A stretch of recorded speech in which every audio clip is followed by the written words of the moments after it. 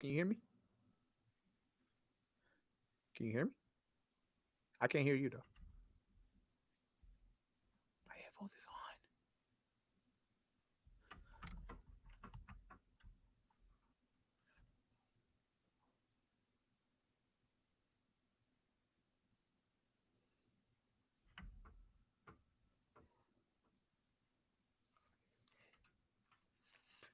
on.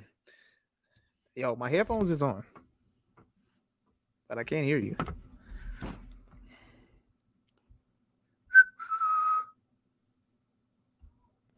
Can you hear me now? Hold on. Go again. Can you hear me now? I can hear you now. See, I, I don't know what that was, bro. I don't know. My headphones is on. mm, Sorry, bro. mm, We mm. here. Some dude. We here. You start off the last podcast of the year. Kind of wild, Mike. Where we going, bro? What's your goal? Some dude 153. Make sure you rate, like, subscribe, download wherever you get your favorite podcast. Make sure you follow us on all social platforms at Some Dude Pod. Go ahead and get that merch, and go ahead and get ready for 2023. Before we get any deep into some breaking news just happened. NFL Hall of Famer, Baltimore Ravens legend, and one of my favorite players of all time, definitely top 5 of my favorite players of all time. Ed Reed is huh? What we knocking for? Because I'm recording Some Dude podcast. Said that early. Know how that go, man. Yeah, but start that over again. NFL Hall of Famer. Yeah. Baltimore Ravens legend. And one of my top 5 players of all time, Ed Reed, has agreed in principle to a deal to become the head coach of Bethune-Cookman University. Oh, that's fire. Okay, congratulations, Ed Reed. I like that. Ed Reed has been on coaching staffs. I think he was like part of the player personnel department at the U. But so he's not coming in this completely unexperienced like Deion Sanders. But yeah, man, Ed Reed to Bethune-Cookman University at HBCU in Florida. I like that. Okay. In Florida, man. I think Daytona Beach too. Okay. Think around there. So shouts out to Ed Reed. Not mad. Will people get mad at Ed Reed when he becomes the head coach at South Florida in like 4 years? You know they're gonna get mad. They're gonna be fake mad. But congratulations, Ed Reed. Shout out to Ed Reed for that. Bang drinking a beer on the pod. Yeah, I need it. What that is right there? Some shit. Voodoo Ranger. Oh, the IPA joint going on right there. All right. Shout out to Beers and Bars. Feel like Beers and Bars. Yeah, feel like Beers and Bars. You should have told me, bro. I would have grabbed me a beer too. Well, I need it. It's been a day. Understood. It's been a day. Enjoy that. Half of the team is on PTO. Damn it, Bang got to come to work. I can't, man. So you got to cover all parameters, huh? Like, God, I see we posted the IG on this IG story at PTO. PTO, come on, man. Hey, now look, you know that this is the time of the year where everybody get that PTO in because you already gonna have certain days off based on when the holiday falls. So you already had yesterday off. So why not just put my PTO in like right now? But see, it don't help when like you are the in the interim, leading the team. And I was planning on taking some PTO, but it just didn't happen like that. What's that saying? Got to be quicker than that, buddy. No, I mean, even if I would have had to jump back on anyway. You know what I'm saying? With the former director of content leaving, I can't take a week off. I got to make sure shit's straight. Hey, bro. You'll be all right. You good. It's okay. I'll be all right. It's a short week. You're just jealous. No, I'm not jealous. I mean, what's crazy is I barely take PTO. Right. But Like, you're supposed to take your PTO though. I know that, but I barely take PTO because, do this shit in my sleep in some cases. Yeah. But this year I was like, yo, I'm taking PTO.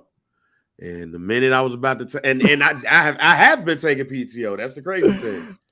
The minute I was about to go ahead and get my end of the year on, it was like, all right, I'm out. Like, oh shit, man. Sorry, dog. God damn it. No, but we're gonna see what's gonna happen. But man, yeah, Ed Reed, the new head coach of Bethune-Cookman. Dope. That's dope. You know what I'm saying? For the he's from the area too. So this is not Ed Reed going there. It's not like Deion Sanders going to Jackson State. Okay. Because Deion Sanders is from Fort Myers, Florida. Ed Reed is from Florida as well. But he's I thought Deion was from Texas. Florida. No, what? Hell no. Okay. What? Hell no. He's from Fort Myers, Florida, fam. Okay. Yeah, but yeah, Ed Reed was the chief of staff at the U. That's what he was. He was the chief of staff and the senior football advisor for Miami. Right. And he was the assistant defensive backs coach for the Buffalo Bills. I think that was like right after he retired because he retired with the Bills or the Jets. I can't remember. But excuse me, Ed Reed is not from Miami. He went to the University of Miami. He's actually from Louisiana. And he played for the Hurricanes, Big East Coast Player of the Year in 2001. He was on that team that won the BCS championship against Nebraska. And like I said, he's one of my favorite players of all time. Like, seriously. I consider him the last great safety. Like, the last great. Like, it's Ronnie Lott, Rod Woodson when he went over to the safety position. There's other safeties. But Ed Reed, to me, is like the last great safety. The last safety you would be scared of. I mean, you're not really scared of safeties like you scared of cornerbacks. You don't throw a cornerback's way if that cornerback is that damn good. Yeah. Ed Reed is the center fielder of the defense. Him, Ray Lewis, all those guys, they really did. They think so. If I know I talked about on the last pods, you can't just input NFL Hall of Famer here and think that you're going to succeed. Going to Bethune-Cookman, there's a lot of work that got to be done with that football team. But I was about to say, what was their record this past season? Let's go. What does that football program look like the past few years? Let's go look at Bethune-Cookman. Hold on for a second. Yeah. Let's go. Let's look at the Wildcats football team. What it was at, Hold on. Bethune-Cookman was 2-6. In the conference, 2-9 overall. Okay. They ended the season on a 4-game losing streak.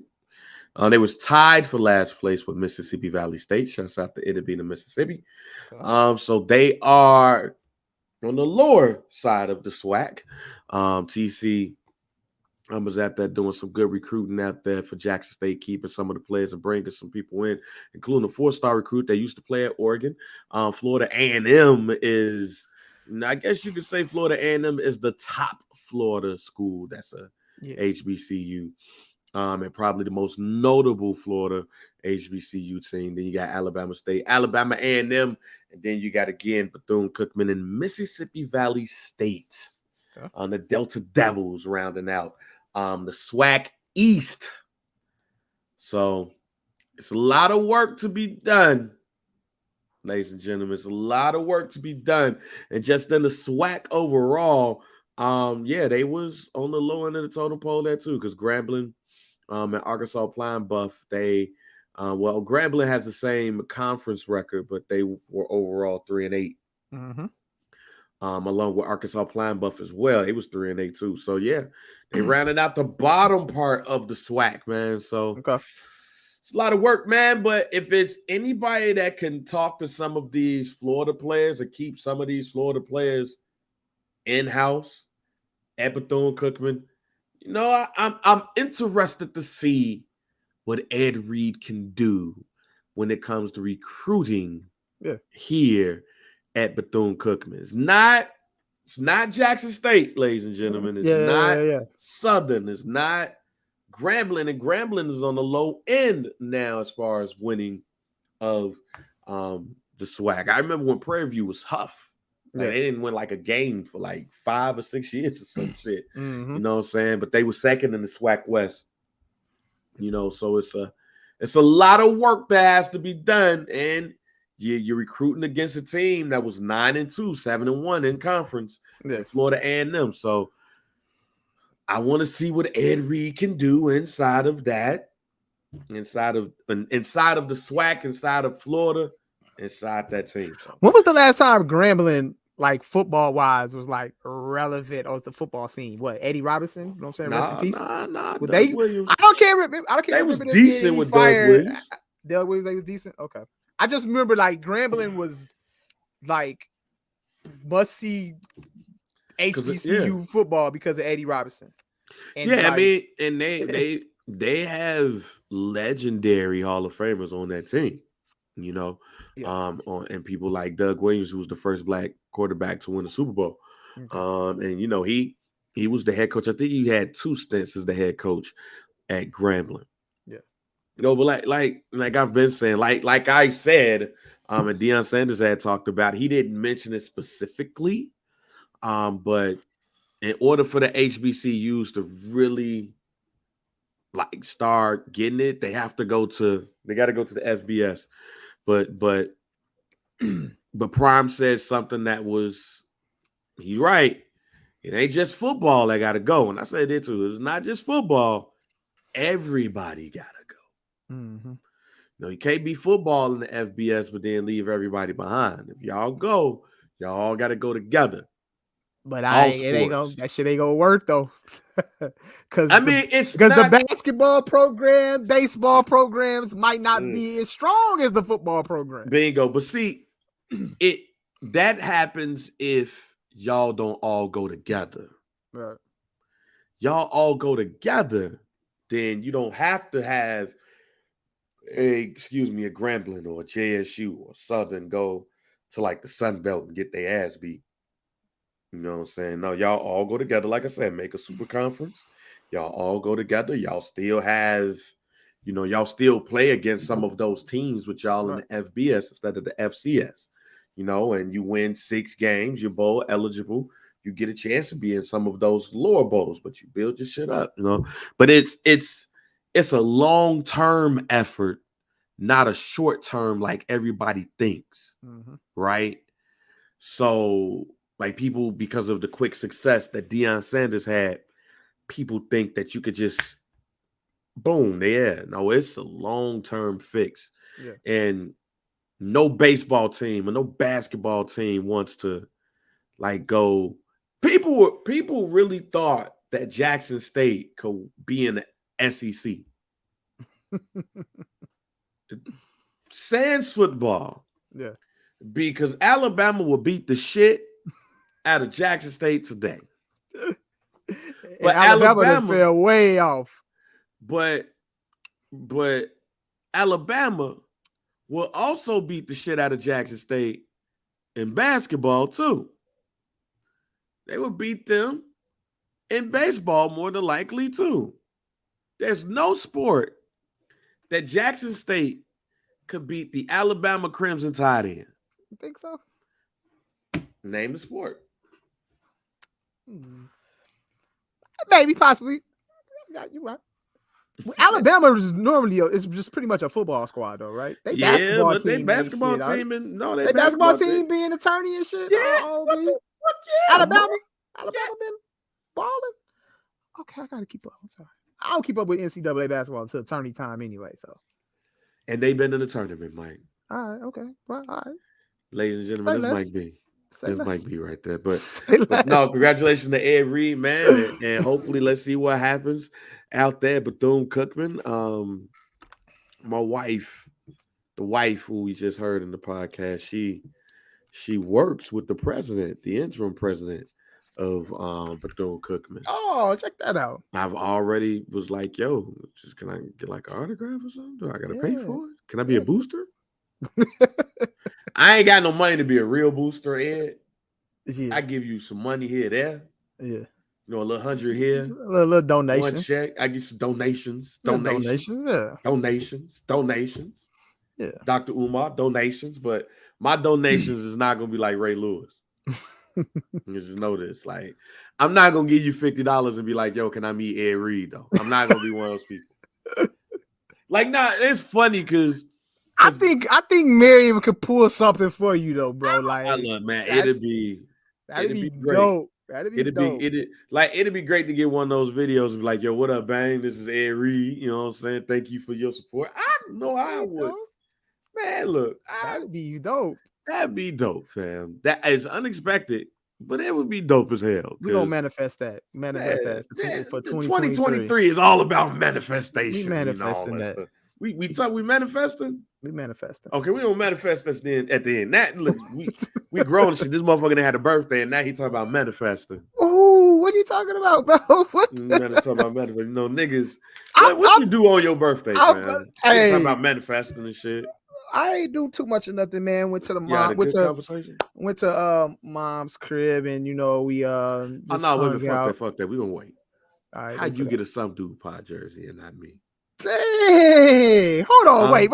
First and foremost, how you get one, not me? First of all, whole pod was my idea. Hold on. Whole pod was my idea. You got a some dude pod jersey. God damn. This nigga Bay got a some dude pod hoodie. And he had that hoodie before we even started selling merch. That the wife bought that. And the wife bought me that jersey. I know, but we got your merch taken care of. You got a one of one too. Right, so we that. Right. So the jersey. We even. So the jersey is not a one of. It's literally. I mean, that's a one of one. We know it's a one of one. And he got a one of one hoodie. And you got a one-on-one long sleeve. So you got one extra one of one, Mike. Y'all, look at this nigga's background. This nigga got a whole picture of us in his background. I don't even have one of those. You want it? I want my own. I don't want yours. I want to have one too. I want to put some dude picture right back there. All right, I got you, Mike. Hey, what we doing? But you got a whole ass jersey though. The wife brought it for me, bro. It's a Cowboys jersey. Wife ain't shit. It was crazy. Your wife ain't shit. Your wife should have been like, yo, let me get Bang's wife number. Let's go and get them matching jerseys. Nah, she just want to get you on. Your wife's selfish. Dang, you might be a little right on that. You might be slightly right. Your wife's selfish, fam. Your wife is keep my wife's name out your motherfucking mouth. In this case, man, you might be low key right. You should have. She probably could have hit me and said, "Honey, it's okay. What if I pitched this idea?" But you know what? I think she wanted to surprise me because you're right. She surprised the shit. So she would have. So she would. You picked up the jersey. You picked up the jersey and was like, "It's gonna say Mike B on this bitch." You turned it around. You know what, Mike? I even put it like this, Mike. Your jersey represents both of us. There you go. Even though it's a Cowboys jersey, but it does represent both of us. Your jersey represents not only me and you. Your jersey represents all of the people in the Some Dude Pod group. There you go. You represent. We are on your back. There you holding go. Us up. It's us. Congratulations to you. It's us. We up. That's how I'm gonna put it. This nigga's so fucking funny, bro. That's how I'm gonna put it, fam. Look. The whole idea behind it, real quick, came from it was she texted me a while ago, like maybe a couple months ago. Oh, this was months in the making too, Mike. Months in the making. Look, she texted me and she was like, "Honey, like what year did you and Bang start your podcast?" And I was like, 2019. And I didn't think nothing else up after that, bro. That's why this is number 19 on there. I thought the 19 was for Keyshawn Johnson, fam. No, shout out to Keyshawn. That's my dog. But that's what it was for, because the year we started Some Dude Podcast, 2019.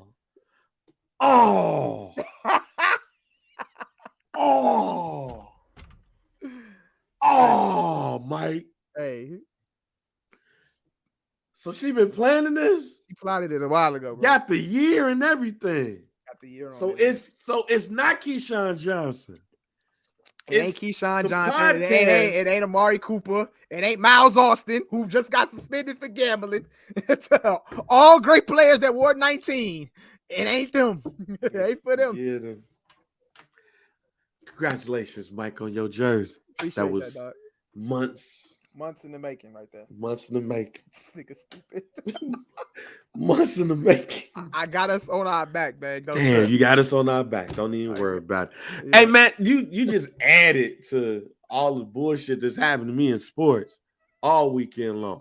Yeah. I lost all 3 of my fantasy football semifinals games. Hey, DG, talk to that nigga, man. My parlays was terrible. My parlays was huff. Hey, it look good. I won 800 on Christmas Eve, though. There he go again. My bad. I had to throw that in there. My bad. Cowboys saved Christmas. This nigga just... That's the shit you put in the text thread with me and we saw? Yeah, that was the Cowboys parlay. That was the Cowboys. I won 500 on that game, and the Cowboys won. That was just like it's a beautiful thing. Mike just throwing salt all in wounds. All right, I'm sorry, but DG got a whole is in here. Jersey. DG is here. He got a whole ass jersey. He got money. We won a little bit. It was my birthday, bro. He won. And you know what? God look out for babies and fools, man. That's how I'm the fool. You know, it was your birthday. Let's talk about fantasy, bro. Let's talk about it. Nah, you gotta talk about it. I lost to all 3. Like, well, you get a chance at third place, though. How much you win for third place? $50. In our league, you get 200 for third place. If I'm not mistaken, hold on, let me check. I mean, I ain't mad at that. Hey, there you go. So you got something to play for. I ain't too mad at that. Don't trip. Don't trip. I ain't too mad at that. 50. But it sucks though, man. I was keeping. It sucks though. It sucks because even in the league, first of all, I don't like losing to my best friend. Yep. In our league, we get $200 for third place. All right, I'm cool with that. But see, I was especially tight because I don't like losing to my best friend Derek. Okay.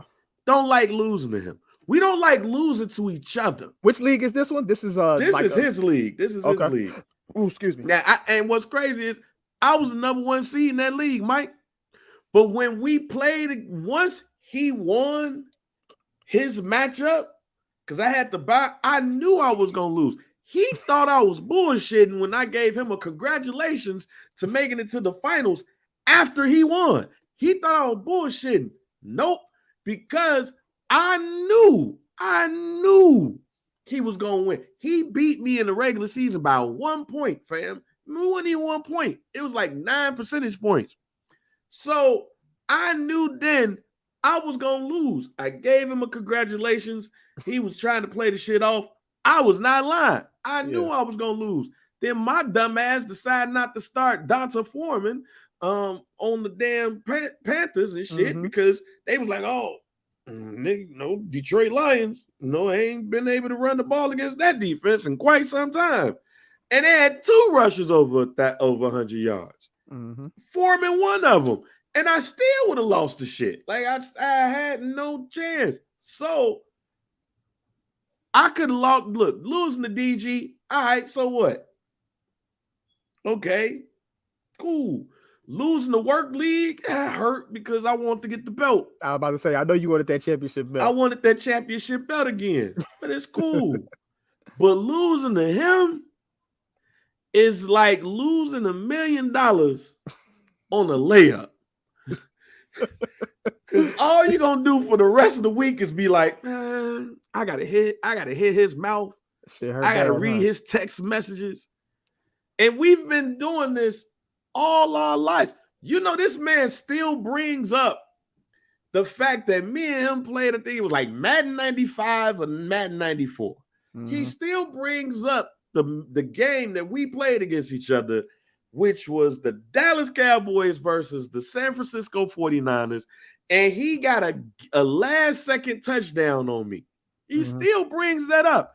He still brings up the fact at Mid-Austin out west with the after-school program we used to go to, a pool matchup that if whoever won got a kiss from one of the counselors and she was bad, he still brings that up. Fam, do you know that's damn near 30 years ago? That one, he still brings that up. I hate losing to him. And I lost in the finals. In the semifinals, I'm the number 1 seed and I had money on that. Y'all like Martin and Cedric the Entertainer and Welcome Home Roscoe Jenkins. Yep. Yes. That's what that is right there. That's all that is. Matter of fact, that's a perfect example. That's exactly except what this is. I'm right Martin. I'm the fat one. He ain't. But no, I hate losing to him. He hates losing to me. We're going to bring it up when we see each other. Like, I don't want to see him till his birthday. I don't want to see him till his birthday because he's going to be drunk and focused on his 40th birthday. But I guarantee, especially if he wins, I guarantee you, he going to have a bottle in his hand talking about some, see, niggas wasn't talking to me until his goddamn birthday. Yeah. You wouldn't say shit about that goddamn game, huh? And I whooped your ass. And I'm just going to be like, yo, you right. I hate losing to him and he hates losing to me. And you know it's bad when you still bringing up shit from like the 90s, fam. That's how you know you don't want to lose to somebody. He gonna always bring that up on you, bro. He bring sure live with that. Man, it was a game winner. He got another game winner on me on NBA Live. I think it was like 98. Yeah. Sharif Abdur-Rahim. He would just motherfucker randomly just walk up on me and be like, Sharif Abdur-Rahim. Like, that was Live 98, fam. So yeah, those are the 3 likes. That's funny as hell. He's grown as hell. Just was Sharif Abdur-Rahim. Rahim. Like you won that matchup in 1998, fam. So that one, Madden, he replays the Mike. You want this is how fucked up. I'm sorry. This is how, see this Mike. This is how complexes and anxiety happen. Is this trauma? This is trauma, fam. Trauma occurs from this right here. Because I can tell you the whole night. That Madden loss. Oh my God. I can tell you the whole night, fam. Hey, you gotta let it go. His mom he gotta let that shit go. Shit. His mom had a barbecue. I spent the night over the house. We went downstairs.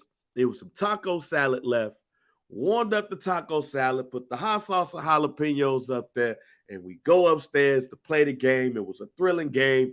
His 2 brothers were sitting there watching this shit, and literally it was 1 second left on the clock.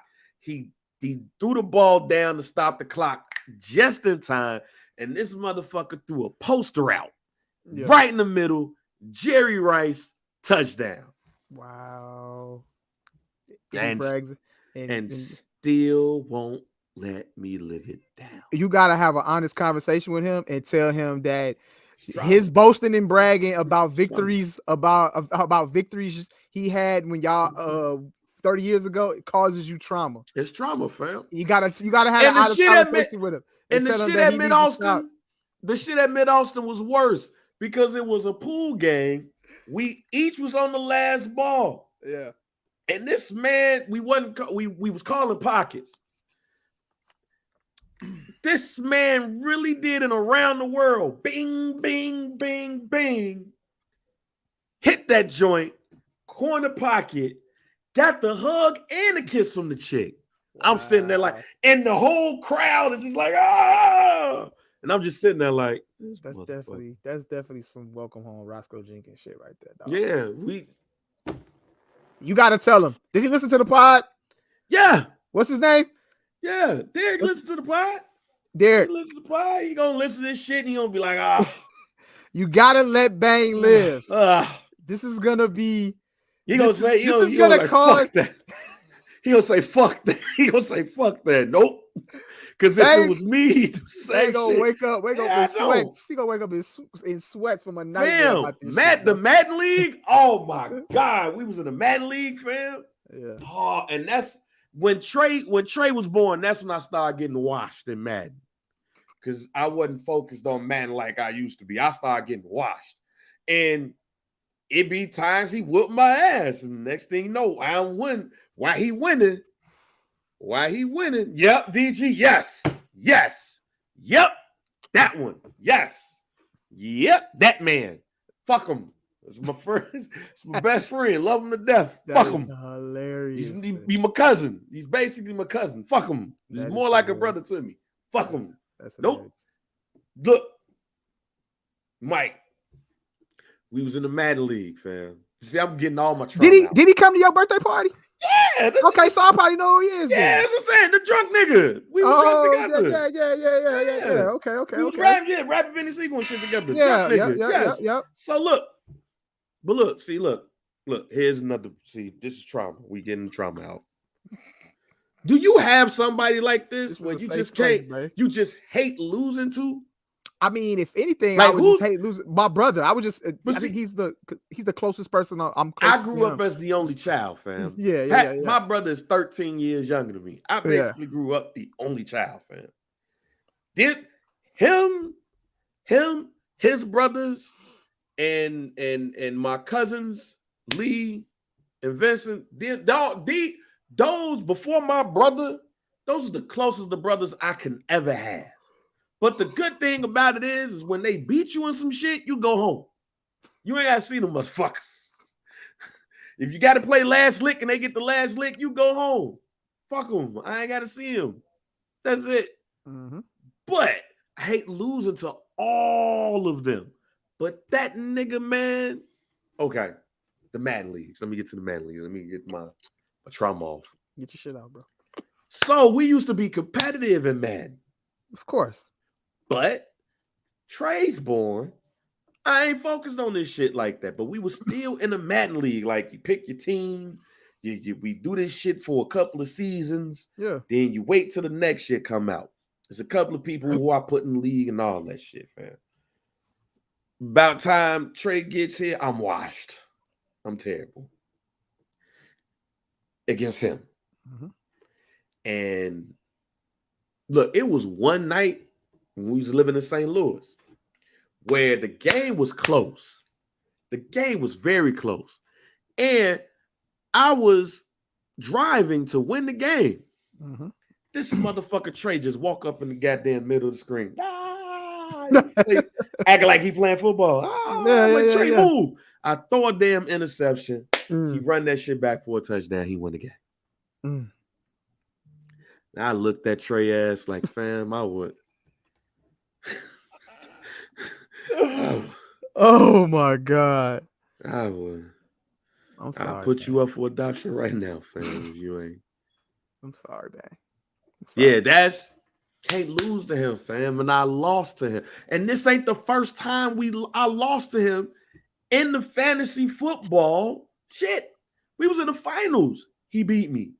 I hate losing to him. So it's fair to say that your best friend got a one-up on you on a lot of shit.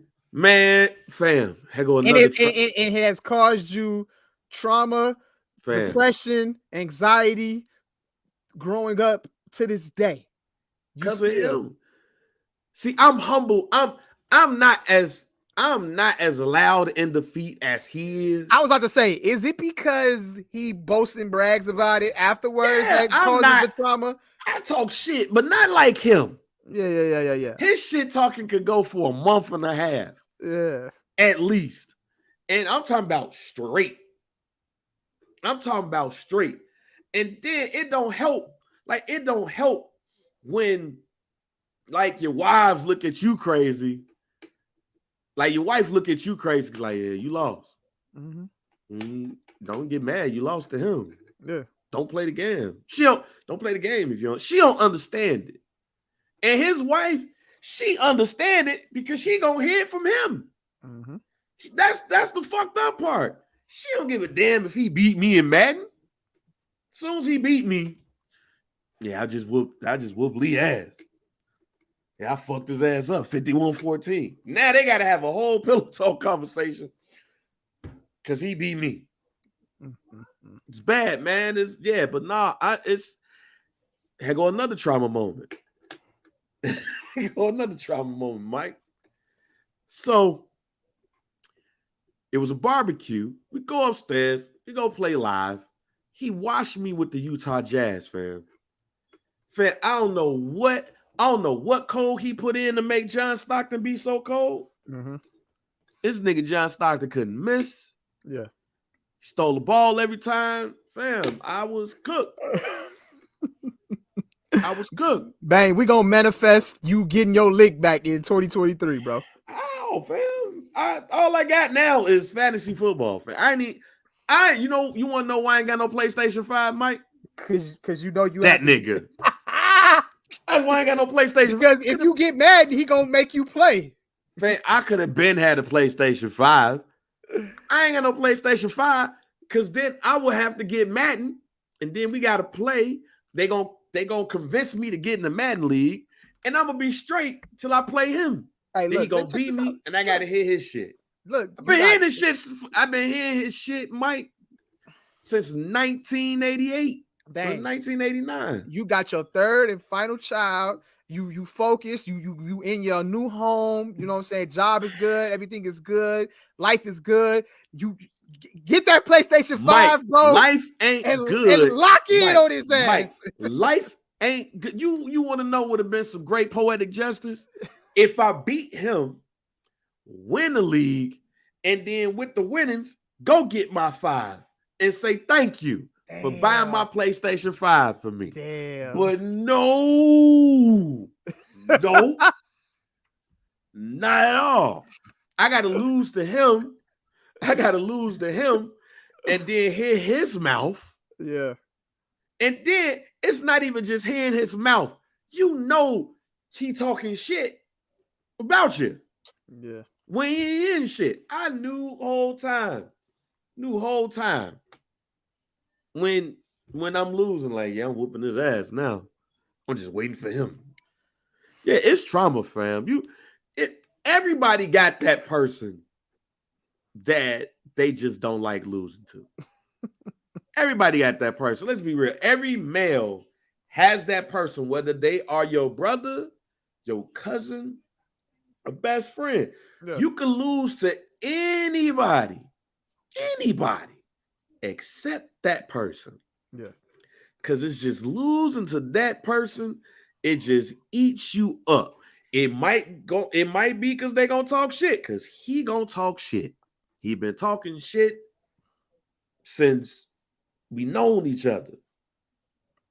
Like I said, we still talk about Madden defeats and damn near 30 years later. NBA Live defeats is damn near 30 years later. One way or another, man, you got to get your get back. You got to get your lick back.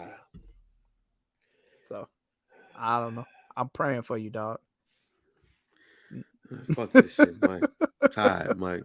Sorry, bro. I'm tired and I'm stressed.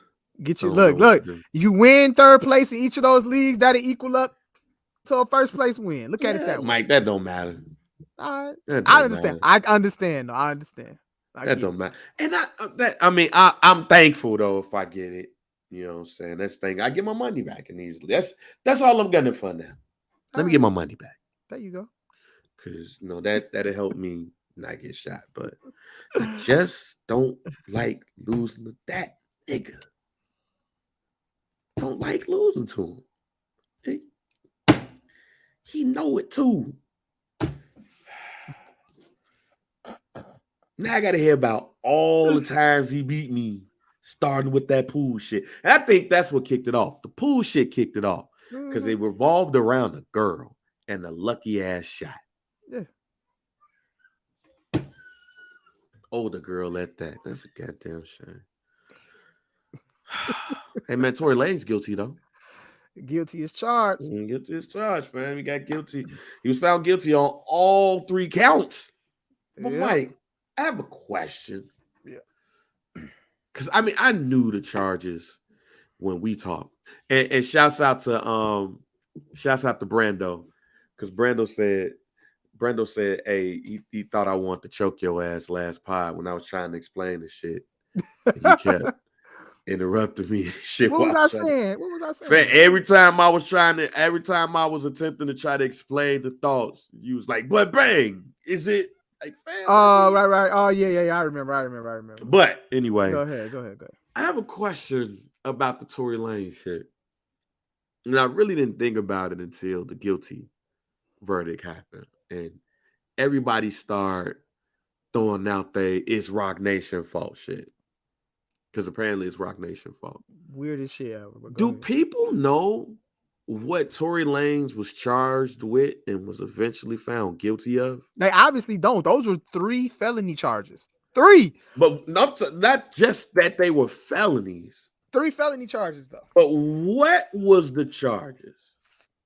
Possession of a firearm, not unregistered firearm. You can't do that. So wait, hold on. I'm gonna pull it. I want to get the wording exactly right. Exactly right. What was one? Assault with a deadly weapon. Because he was charged and pled not guilty to, and eventually found guilty of assault with a semi-automatic firearm, carrying a loaded unregistered firearm in a vehicle, and discharge of a firearm with gross negligence. So we're going to start with the latter first. Discharge of a firearm with gross negligence. He's guilty of that. Because according to witness testimony, he shot the gun too. Am I wrong? You are absolutely correct. Carrying a loaded, unregistered firearm in a vehicle. The minute he touched that gun, the minute he was fucked. And it seems to me, nobody was like, yo, nah, that's my gun. But not only did he touch the gun, he shot it. He's guilty of that.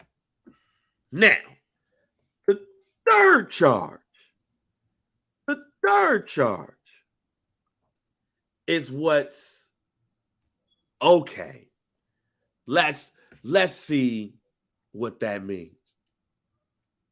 So, I'm going to read what I saw when I Googled, because I tried to Google, assault with a firearm.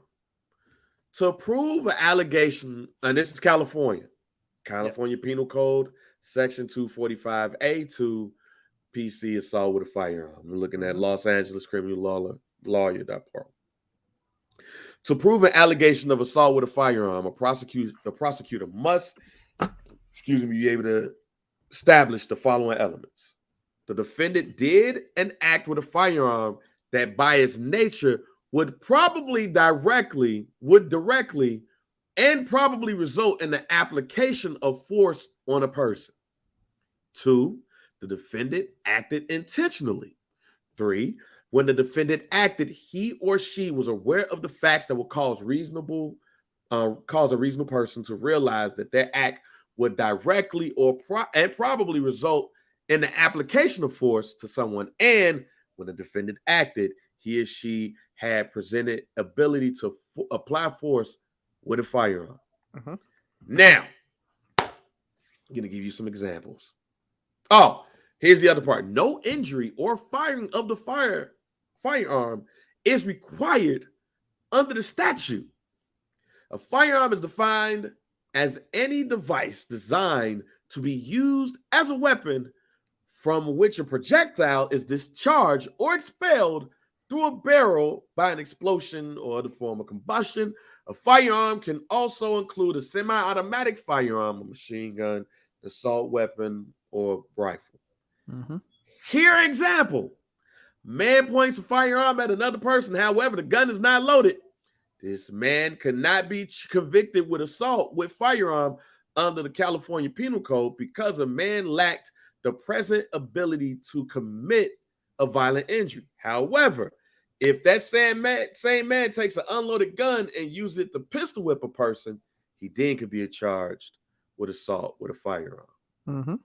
So, gonna use Megan here. And last week, I'm going to use what I said on the pod last week, where I believe that there was both hands on the gun. There was a bit of a tussle, gun go off. Ladies and gentlemen, if you read California Penal Code section 245A, 2 PC, assault with a firearm, that's what happened. That's what happened. The defendant did an act with a firearm that by its nature would directly and probably result in the application of force on the person. If he shot the bullets in the air, that's kind of the same shit they talking about here. Because that, in a sense, the way it went down, allegedly, reportedly, is an act of force on a person. The defendant acted intentionally. We know that's the case.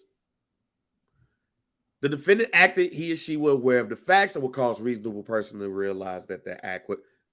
That shit, too. And number 4, when the defendant acted, he or she had the present ability to apply force with a firearm. Mm-hmm. And no injury of firing of the. He didn't have to shoot the gun. If he would have just tucked that shit back, he'd been straight. But under what I'm reading right here, unless I'm seeing something wrong, in California, that's what he's getting found guilty of. Mm-hmm.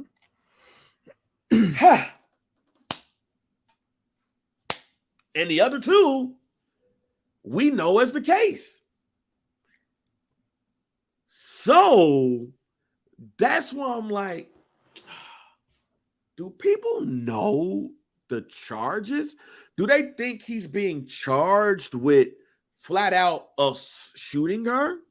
Because he didn't get an assault. He didn't get an assault with a deadly weapon charge. Mm-hmm. He didn't get an attempted murder charge. He didn't get none of that. He got, let me read it again,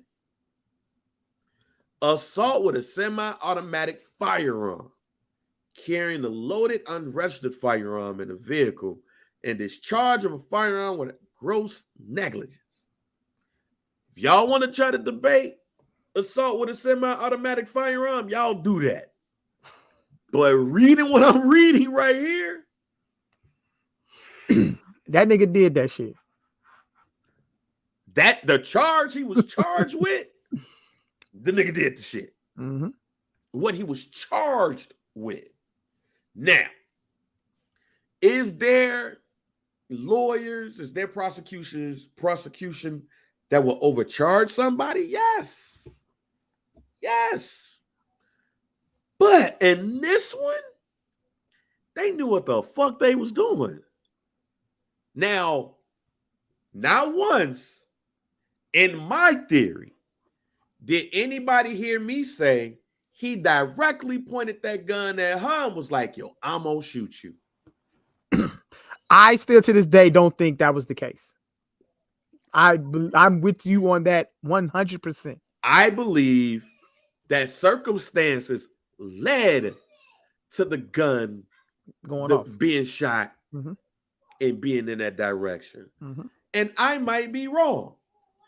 But in the charges that we have here, I'm going to give Tory Lanez fans an out. Because assault with a semi-automatic firearm and what I'm reading here could have, like, because here's another site. You all right, Mike? Good. Go ahead. No, I just shit. Because I don't have the camera on me. Like, I'm not looking at you. I'm looking at this screen where we're writing, and motherfucker, you scared the shit out of me. I ain't My bad. What the fuck going on? What's wrong with Mike, friend? Yeah, we're good. Is he all right, fam? I'm gonna share this screen, y'all. Don't share screen time. All right. Assault with a firearm can include any type of gun, even if it's fired. This includes hitting someone with a gun or pointing a gun at someone to frighten them. Mm-hmm.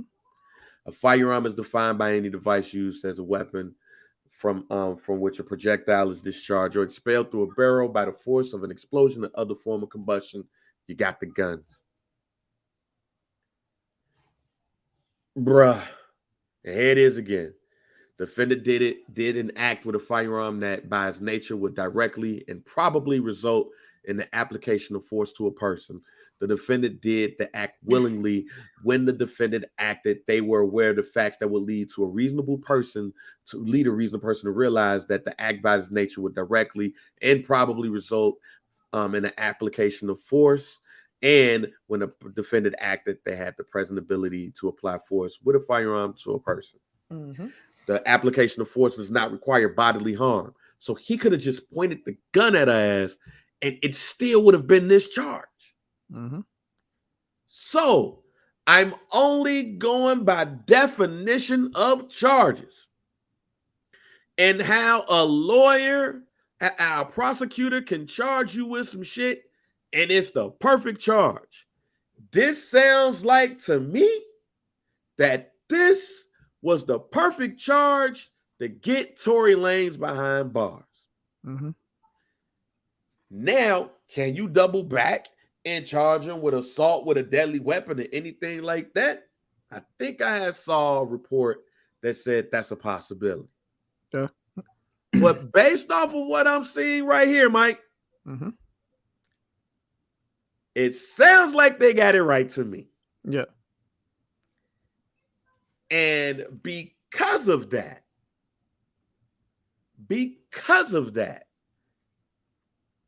I'm not mad. I'm not mad at none of this shit anyway. I think people are a little bit too emotional Mm-hmm. when it comes to this shit. Yep. They're too invested. Mm-hmm. Don't know why you want that.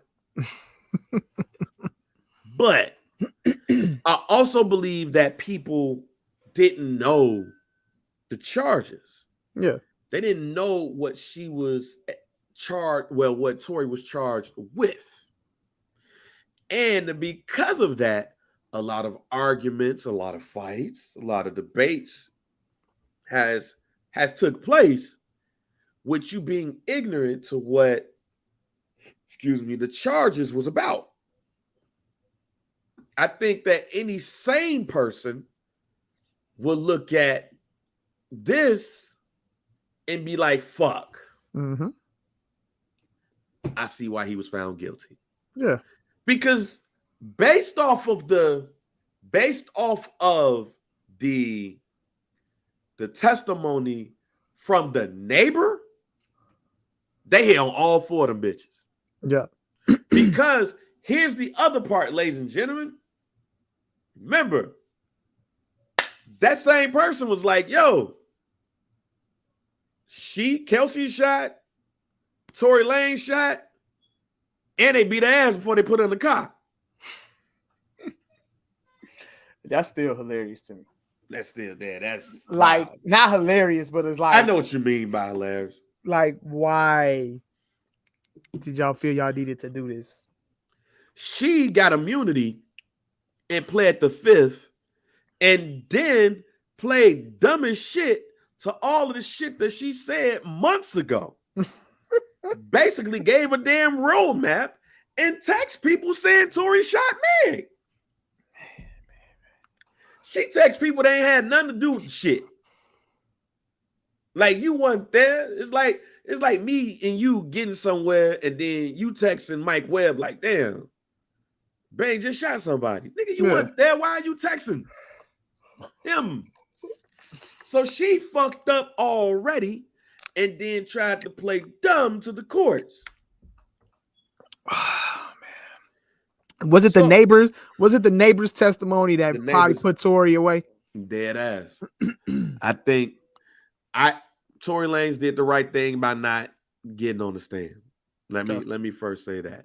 But two, I think it was Kelsey's original statement, because clearly it sounds like she was compromised in some way. Mm-hmm. And that neighbor's testimony, because the neighbor had no dog in the fight. No dog in the fight. Like, what did he have to gain in any of this? I think that was the nail in the coffin. Yeah. When the neighbor came and testified, Because again, it's only based on the charges that they charge you with.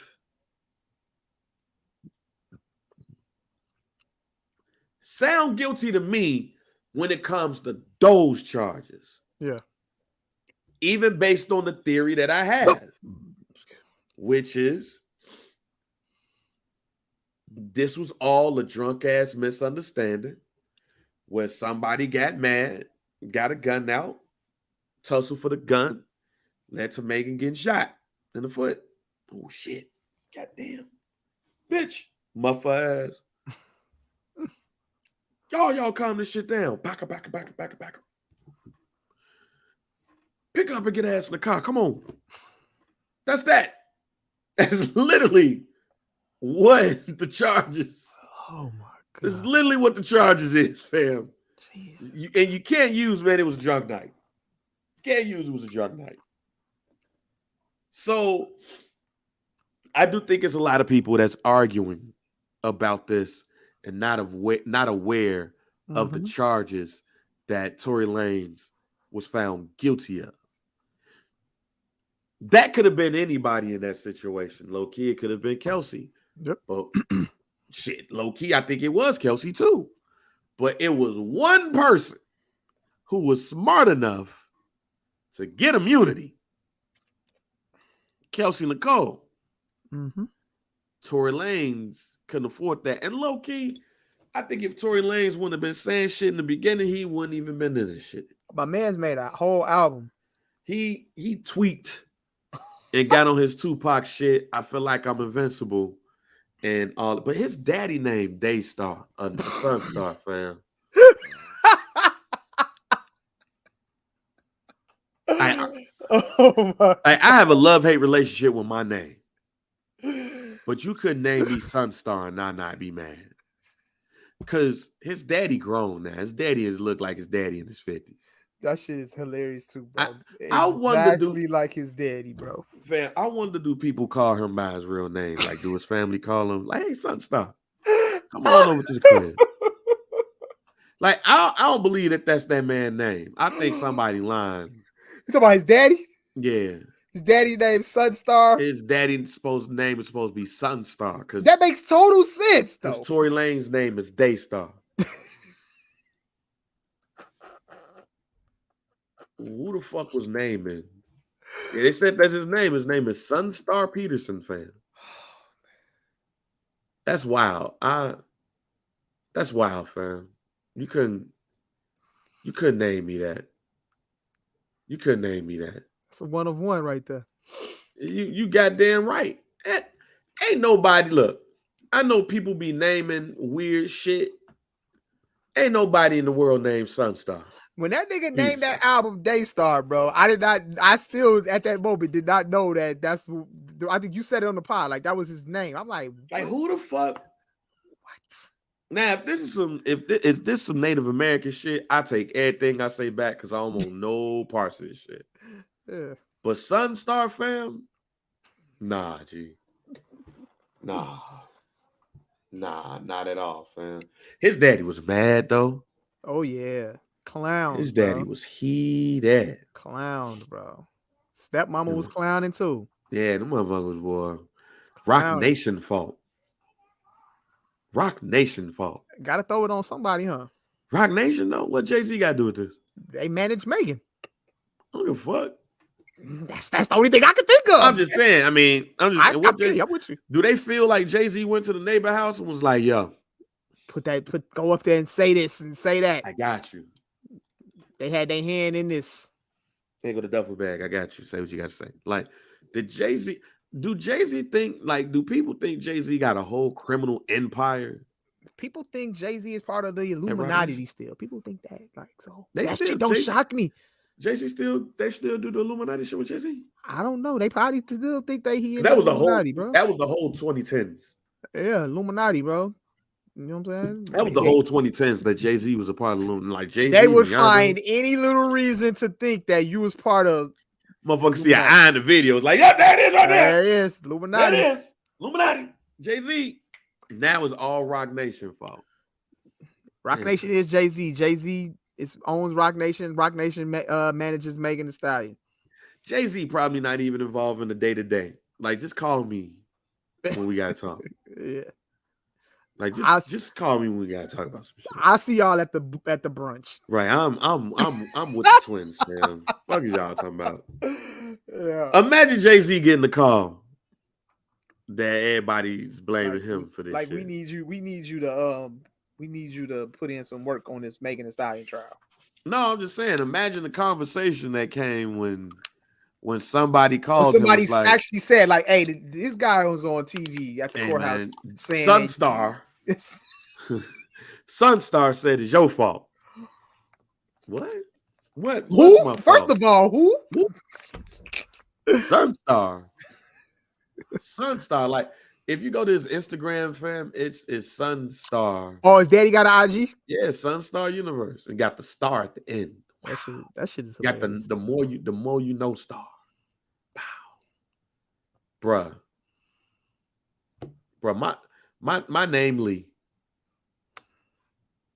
Oh, he's sassy right here, fam.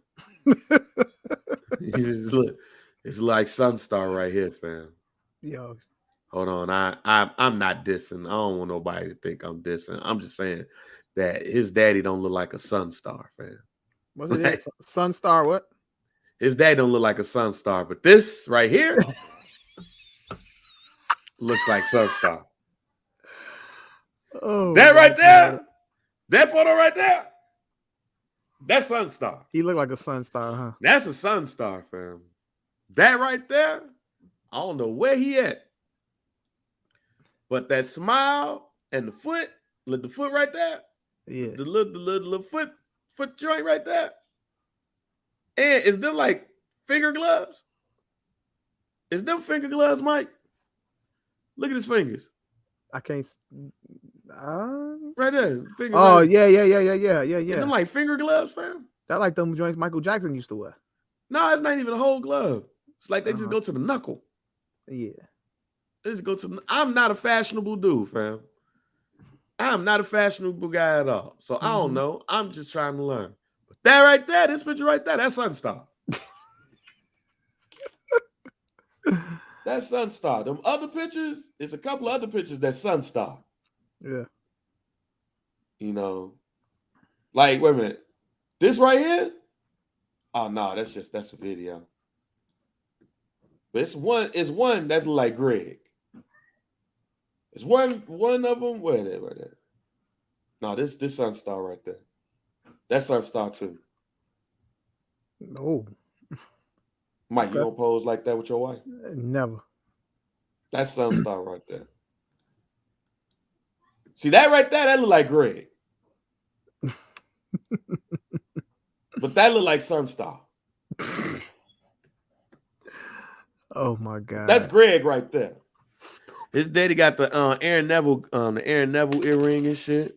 Mm-hmm. Tell it like it is. That's Off-White. Look, I'm not a fashionable person. I don't know. Let me stop. I don't know what that is. That's Sunstar right there. I wonder what his middle name is. Like, did they call him Sunstar growing up? They was like, you know, Trey's name is Lee, but we call him Trey. Yeah. Like, so it's like, you know, is it Sunstar or is it Greg? Might be. I don't know. I don't know, bro. Oh no. But yeah, it's Jay-Z's fault. It's Jay's fault. It's whole fault. It's Jay-Z's fault. It's whole fault. And apparently Beyonce too. Beyonce. Hey man, look. Hove did that. So hopefully you won't have to go through that. He told y'all that. He told y'all that. He told y'all that on the blueprint. And look at y'all still doing the same shit. Look, man. Sunstar though, fam. What type of name is that, fam? Hey man, get off that man name, man. Leave him be, bro. Leave him he had a nut.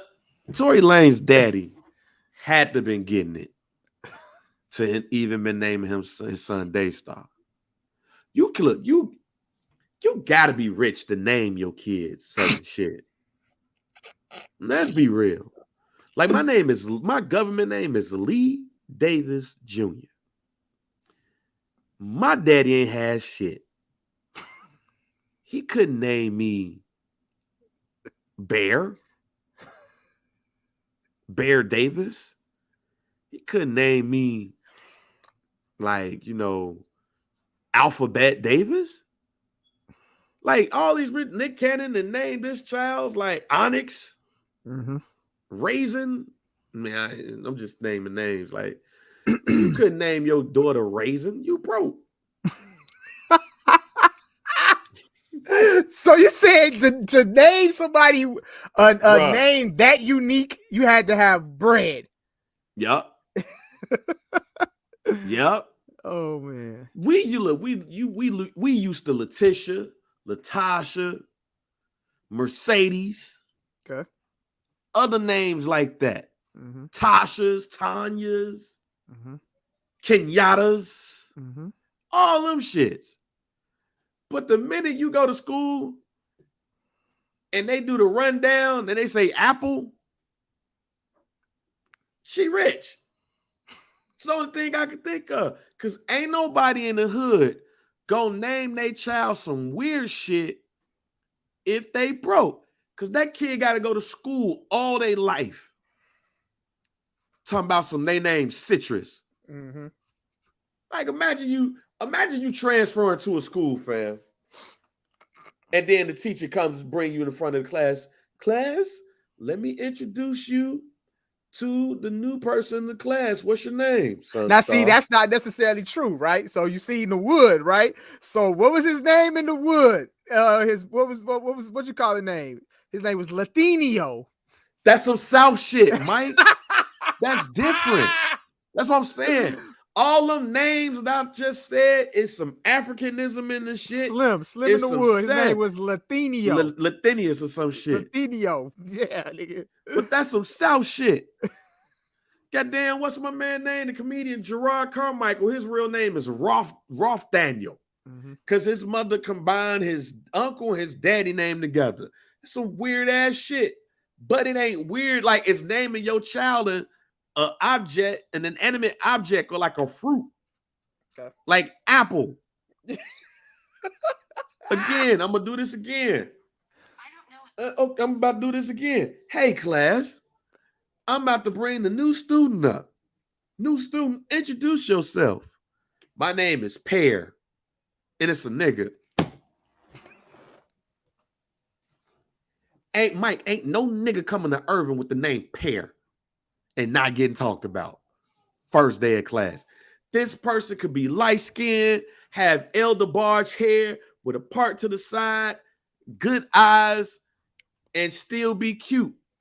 And all this shit for all the ladies. As soon as they come up in there and they see this new student have all of those features, they like, oh shit, the new dude look good as hell. What's his name? What's his name? I don't know his name, girl. Oh, teacher about to come bring him up. About to bring the new student up to the class. Introduce yourself. The teacher laughing and shit while he said, introduce yourself. He's like, I ain't about to tell you this nigga name. He gonna tell you this shit. This nigga say, my name's Sunstar.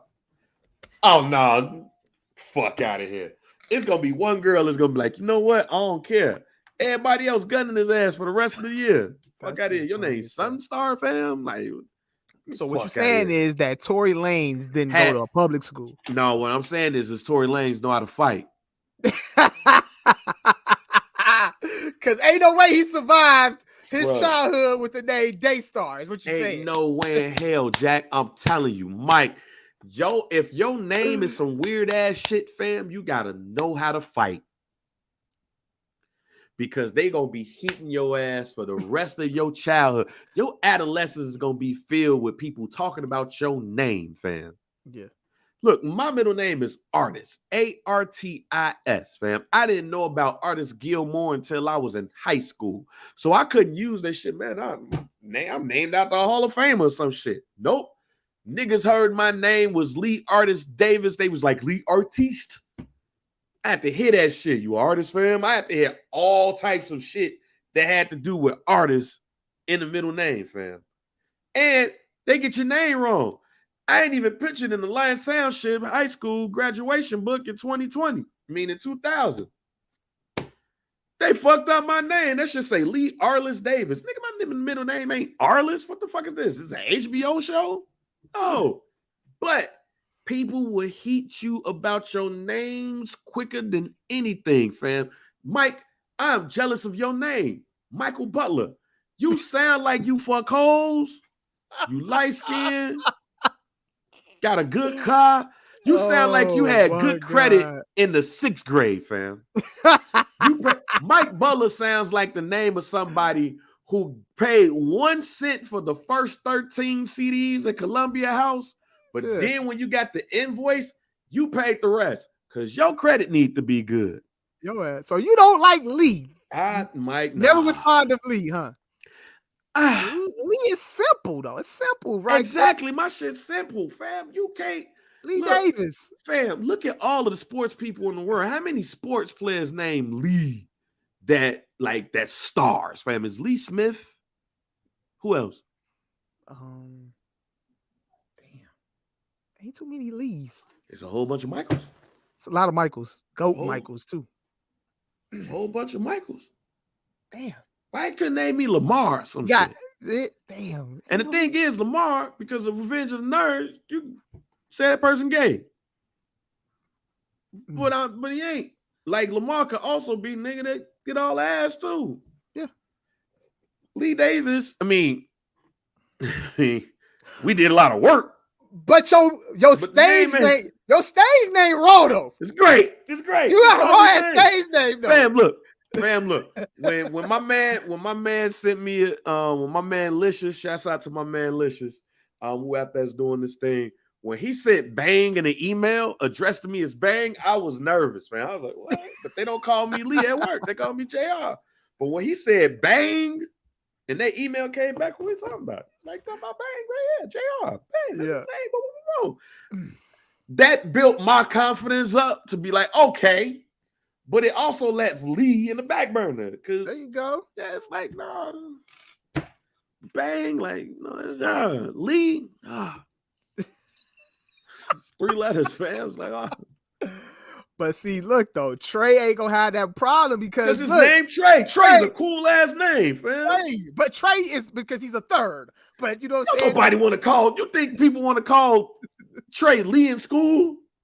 If they gave you the option of Trey and Lee to call him in school, I guarantee you, does he even 9 out of 10 is gonna say Trey. Now, if that one is a fine ass girl, get called Lee. Facts. Get called Lee. You call me that. Like, does he even like? I normally like acknowledge being called Lee. Like he doesn't really... in the house. I just randomly call him Lee.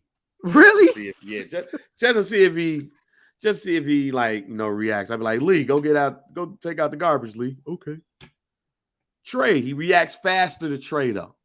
And at school, what I like about schools nowadays, Mike, is that they give you options of what you would like or what they would like to be called. Mm-hmm. Because they wasn't gonna call me JR in school.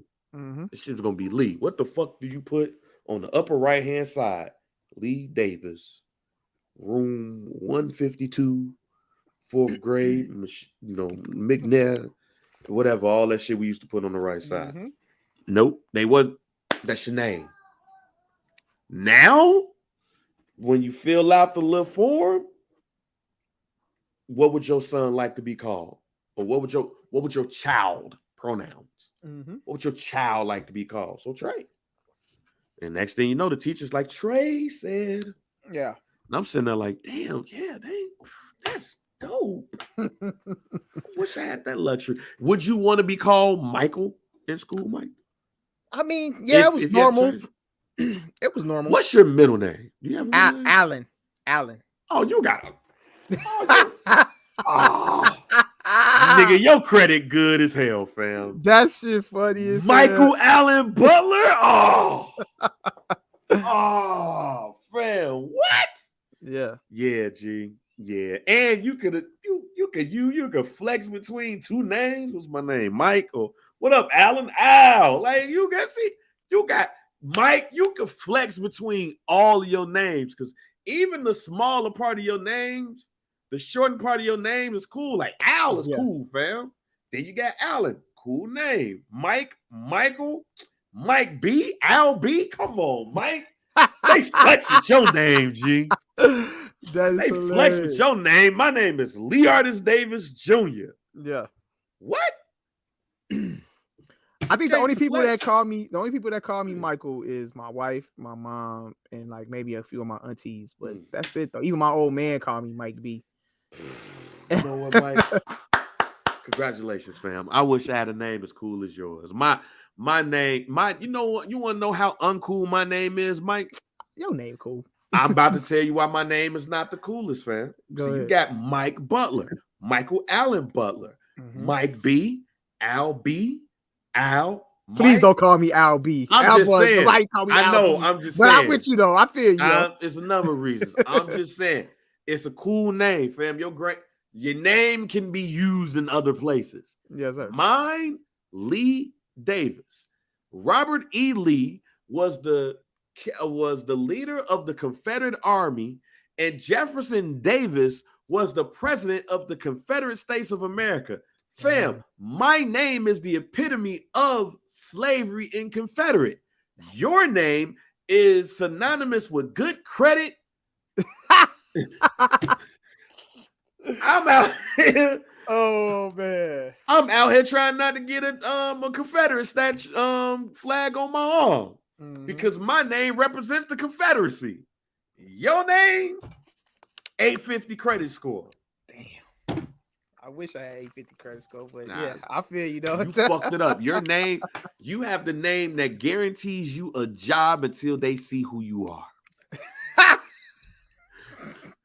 Until I actually walk in. Until you walk in. You walk in and it fuck up out of here. No. Hey man, some dude pod. Make sure y'all rate, like, subscribe, download wherever you get your favorite podcast. Mike, have you seen Best Man Final Chapters yet? Yes. Me and the wife completed it. Y'all finished it. Yeah. Your thoughts on that, fam? I'm interested in this shit. I like the way they ended it off. Not mad at all. I'm cool with the 8 episodes. I was happy with everything. I have actually no complaints, bro. It was funny, it was emotional, it was real, it was black. It's all that, bro. I no complaints, G. They ended it off well. I hope it's over. You can end it. You don't have to do anything else, Best Man. Yeah. It's just like Best Man is one of those classic movies, you know what I'm saying? You had a dope sequel, and this is the way you end it. I'm with it. I'm cool with it. No problems. I'm going to give people a week of grace. Okay. By going into spoilers. I'm gonna give this is the first time in history, ladies and gentlemen, I'm giving niggas graces. I'm sorry, dog. I don't think you really need to. They put all the episodes on there at one time. Yeah, I know, but some people, it's Christmas. He's probably doing some other shit. So I'm gonna give you some grace. It's Christmas week. I'm gonna give you some grace. But next week, I'm gonna tell you about some issues that I had with some of the women and men. Okay. But I probably had a couple things that that irked me as far as it was about 4 things that irked me. Yeah. I got a couple things that irked me. I got a couple notes. Notes for it. So we get into the next week because I'm not sure that everybody who listens to this pod when it's released is going to watch the show yet. But at the beginning, the first part of the year, yeah, we gonna dissect. We dissect it because I think people will still be talking about it. With that being said, Mike, here's a hot take for you. Here's my hot take for the day. The Best Man series, going back to 1999 with the first movie and the end of this last episode and final chapters, is the greatest black cinema piece of all time. Ooh. I don't think there's nothing that's matching this right here. Ooh. Best Man. And I know that's a hot take. I'm going to explain why. Mike, anytime you hear somebody talk about what they don't want to see no more, what is that type of movie? Like one of those Like the best man. No, they What said would that you? they don't want to see Oh, like slave movies. slave movies. Oh yeah, for sure. Oh, it's hard. This you ain't getting Yeah, there with that. yeah, for sure. You're not getting this with that. Also, people from time to time get tired of hood movies. Facts. You ain't getting none of that with this because 9 times out of 10, when somebody makes some black cinema, it's a slave movie that makes it. It's a slave movie or it's a hood movie. Okay. You get to see the growth of black people within their lives. One of my gripes when it comes to TV is not seeing the millennial, the older millennial on TV grow into their age. Mm-hmm. Like you 36 now. I'm 40. What TV show that's out there is reflective of us? We talked about this, and we was trying to figure out if like Insecure was like one of those shows It's the that was like a closest, reflection of us, and and we they like you said wasn't that was even the closest thing, that was the closest, and I don't and that was more know. so West Coast, and that was more West Coast culture. Yeah, and Kind I of don't know what age they was aiming for. were That's the thing. that they were. Yeah. But I don't foresee Issa and them being 36 to 40. Maybe late 30s, late 20s, I would think mid that they 30s. age. I would think more like mid 30s. I would Mid say 30s. getting Mid to 30s. that. Getting like 30, between 30 and 35. But that was, Yeah. but in the grand scheme of things, it was short. Yeah. Fam, we got to see all of the characters on The Best Man grow from, if you want to talk, they're 30s. They're early 30s. Even though they wasn't in their early 30s then, I don't think. I think from the present time of the movie, they might have been like 30s. But they was And in then, their but with the 30s. flashbacks, but we also got to see the flashbacks of the college because you have years to and everything remember, like that. you have to remember that Morris Chestnut retired Yeah. in the joint. Yeah. So, and he was a pro football player. They had Morris Chestnut at 48 years old coming back to play football. Oh, no spoilers, but that's a spoiler. He was 48. So that means he was 20. If this is 1999, yeah, he was in his 30s. okay. Did I get that right? Yeah. Early. Late 20s, early 30s. Let's put it like that. Late 20s. So let's put it like that. Because I ain't got no time to be Yeah, math. I'm about to say. Podcast. Got you. But you got to see this man grow from in the middle of a spectacular NFL career to getting married, and the growth within the characters of all of them. Harper, Merch, the women. You got to see them grow, and in most cases, be who they set out to be in the flashbacks of college. And none of the films was huff. They literally got better. Best Man, 1999, is the worst out of all of them. And it was a damn good movie. Best Man Holiday had grown people crying because Mia died. And Morris Chestnut had to deal with that. Harper had to deal with his marriage. Just all in general. And then you see them now, in their late 40s, early 50s. Name me a show or name me some content from Black folks that give you that much. I was about to say, there's really not anything that plays out that long and is that good. We don't have anything. We don't have anything. It's not. And that's part of the reason why I believe that the Best Man series as a whole, 2 movies, 8 episodes, the greatest example of Black cinema, the greatest epic for Black people of all time. It ain't Roots. We ain't slaves here. Yeah. These are Black people with great jobs. Yeah. Great jobs. You got two people running the school. You got a writer. You got a producer of a television network, a CEO of a television network. There you go. And not no random ass network. Like they ain't say like UPN was back and they running that shit either. Not telling the movie. You got a cook who owns they own like fucking frozen fruit, frozen like food products and shit. Yeah.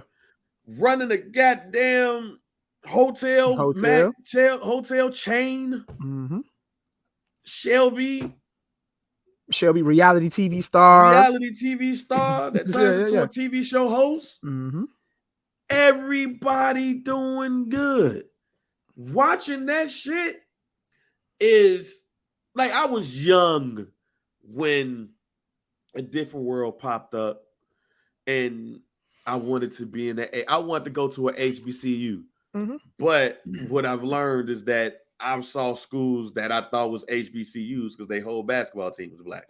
I thought Temple and Georgetown was HBCUs, and boy, was I wrong. But because of John Chaney and Big John Thompson and the players that they had, I was like, oh, it's got to be an HBCU. That's got to be down the street from Hillman. That's the same way I think about Best Man, though. Okay. That shit's not. The movies is not only good and in a lot of cases relatable. Like the characters are inspiring. Yep. Definitely. And very relatable. Like without telling the movie, you can look at the people in the movie and in the series, recognize their flaws, and still root for them, but you want to root for them to be better. Yeah. Like in the grand scheme of things, should Harper had married Sanaa Lathan's character, Robin? You say probably not, bro. He shouldn't have. Probably he shouldn't not. have at all. He shouldn't have at all. But their marriage, a lot of good shit came out of it. Absolutely.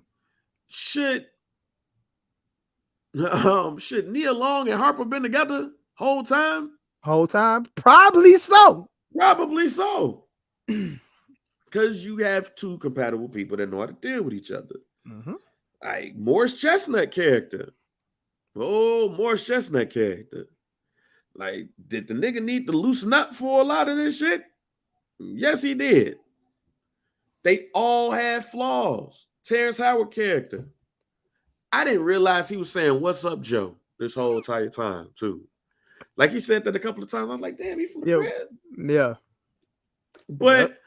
But you thought he was just some like vagabond ass nigga. And then you find out this dude been rich his whole life. Like rich. I was like, wait, his old man like owning hotels? Where this come from?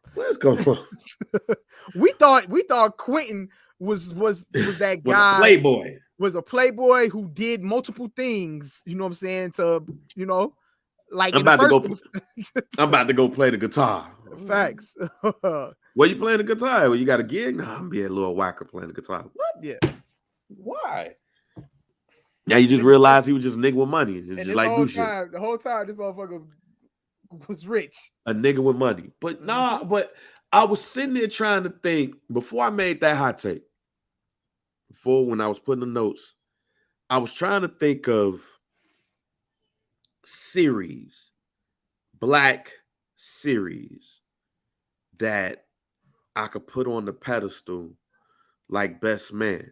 Bro, when you say that shit, bro, that's literally like you legit hit that shit right on the head, bro, because there's no other kind of movies like this. We have great black cinemas, but a lot of them don't have like continuations, don't have cartoons. Because I'm thinking like, and that's okay too. But like you said, when you put all three of these together, it's perfect. And it's like almost a one-of-one type of. Look, I was sitting there trying to think, and while we was watching it last night, like finishing it up last night, and I was sitting there like, what black content do we have like this?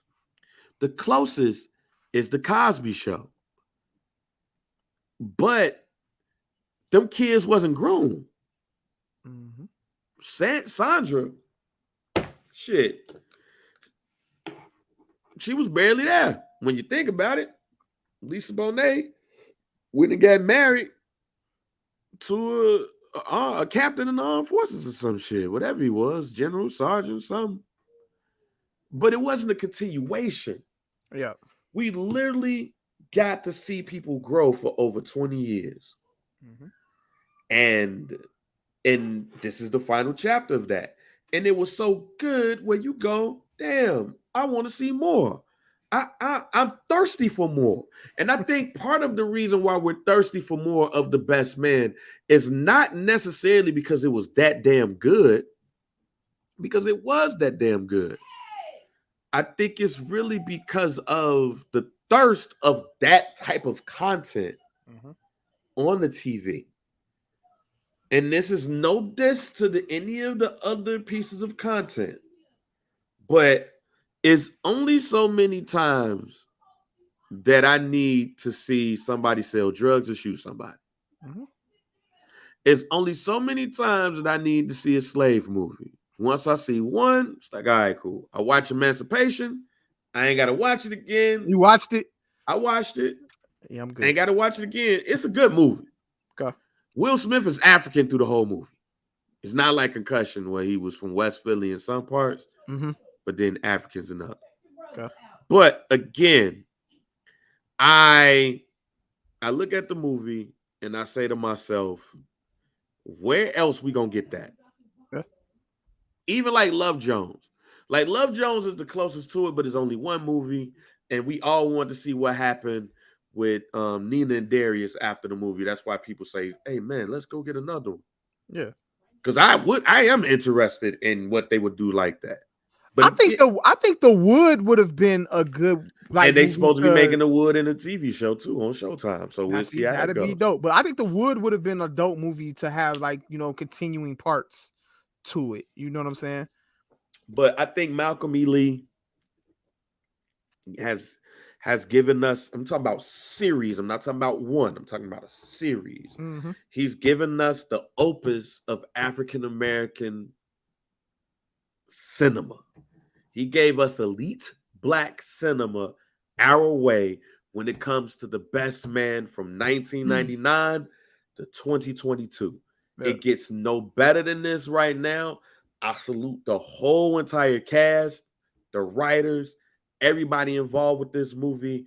This is something that I don't want to say we're never going to get again, because I want to get it again. I want different. I don't want The Best Man again. I want similar. But Yeah. again, part of that reasoning is that I want to see people on the screen that looks like me, that deals with the things that I deal with, deals with the things that we deal with, because then it's more relatable. Let me But ask on you the this.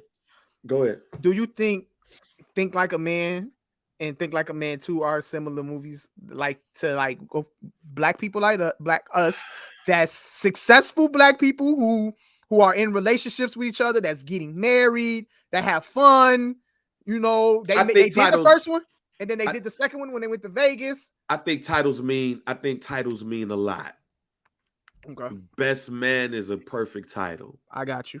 especially in this joint, because it was at certain times that each of those men Mm-hmm. was the best man.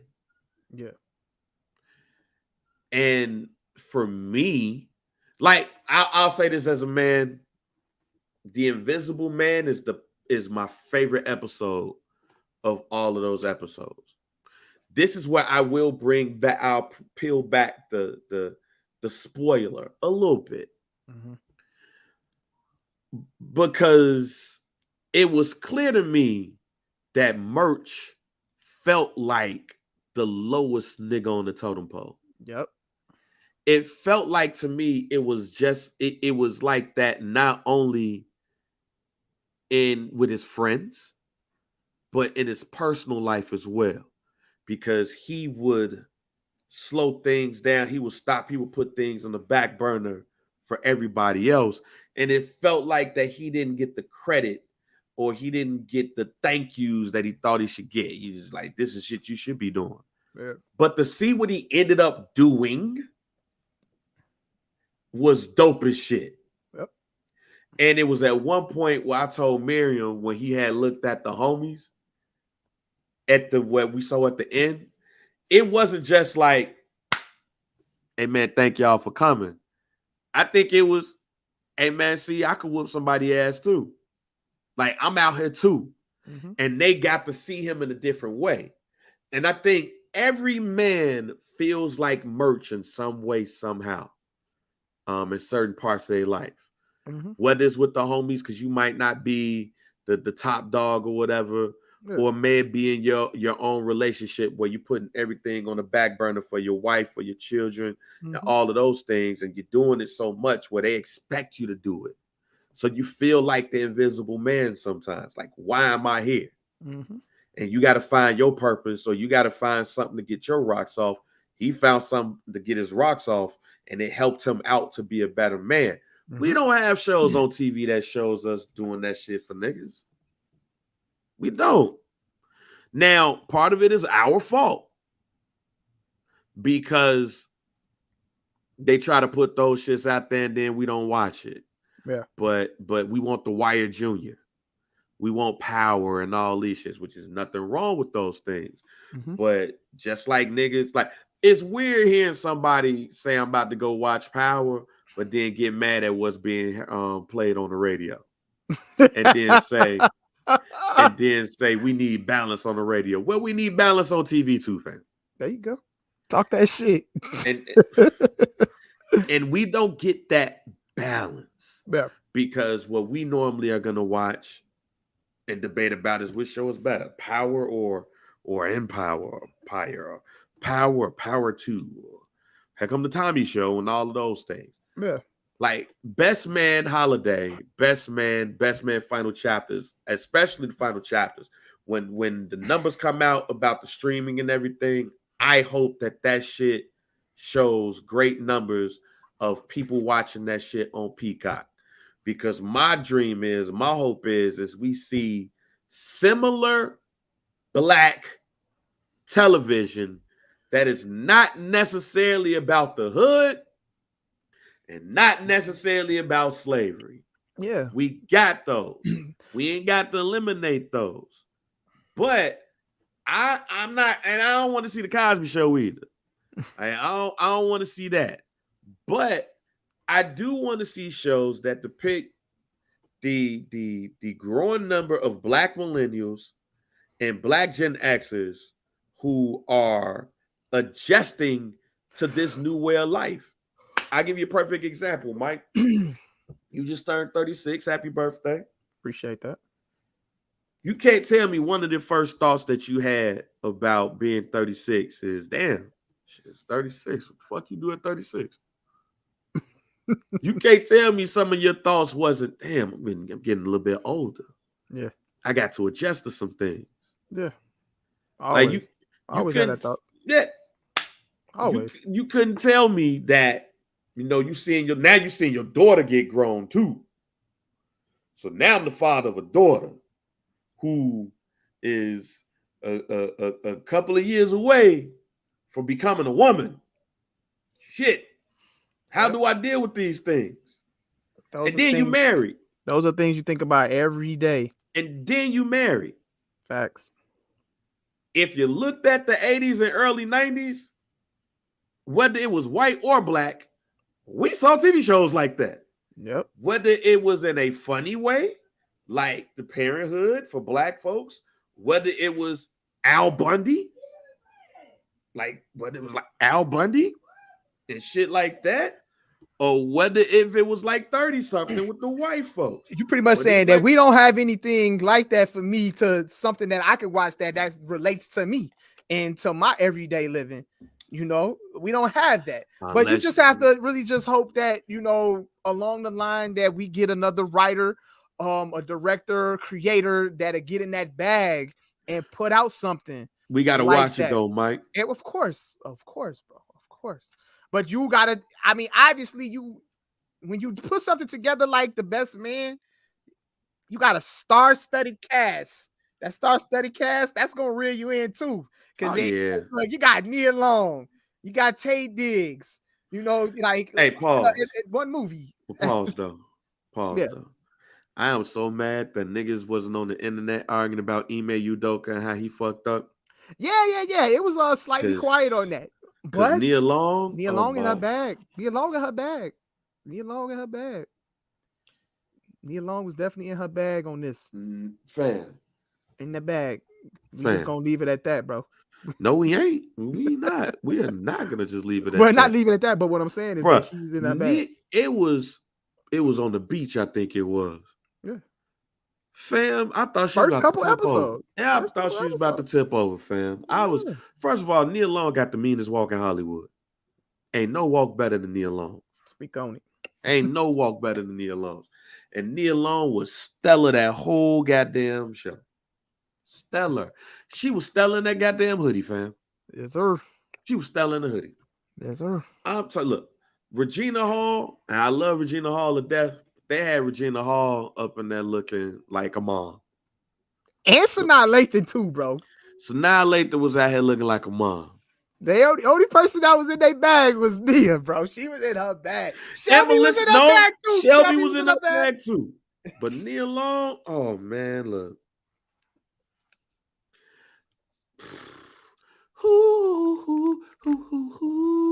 Hey, Nia Long can have her little own spinoff if she wanted to. They wanted to do a little spinoff. Revolved around Nia Long. I mean, look, every episode, I wish I was Trey. I wish I was Trey getting arrested or getting harassed by the cops, and me going to the house and start swinging in the air, and then because she, man, oh man, yeah, she aging gracefully. Ime Udoka, how you fucked that up? How? Now I can say, Ime Udoka, you wrong for that. After what I just saw, somebody just got to tell me that Nia Long got a shitty ass attitude. Not Ime Udoka in his own room like Trey. Bruh, if I was Ime Udoka watching The Best Man, just on the outside looking in, fam, I'd just be like, man, I fucked up. Damn it. I fucked up. I've been sending text messages. Hey, man, you look good this episode, man. You look good this episode. You was fine. Episode 2. Oh, man, you was looking great. And that white bikini. Oh, man, I see what you was doing. Yeah. Oh, man, you was looking good when you was stressed out with Morris Chestnut, too. Like, fam, you was bad as hell in that hoodie with Harper. I was walking down the street, baby. No, it been a lot of babies in that text message thread. That's all I'm going to say. That right there, fam. Ain't no way in hell Ime Udoka supposed to fucked up like that. Now, if you tell me that Nia Long got a shitty ass attitude and she still smokes squares, then we can have a conversation. But you know what? Well, for what I saw, I could deal with the smoking squares part. Smoke your squares. Really? Hey. Look, man, fam. Hey, I got the Nicoderm whenever you need it, baby. But you can do whatever you want to, Nia. Because he swear, boy, make it good is like lose a couple points for smoking squares. She do. Allegedly. She do. But Nia Long and what I saw, fam, look. Crazy. Somebody got to tell me what's wrong with Nia Long after watching that.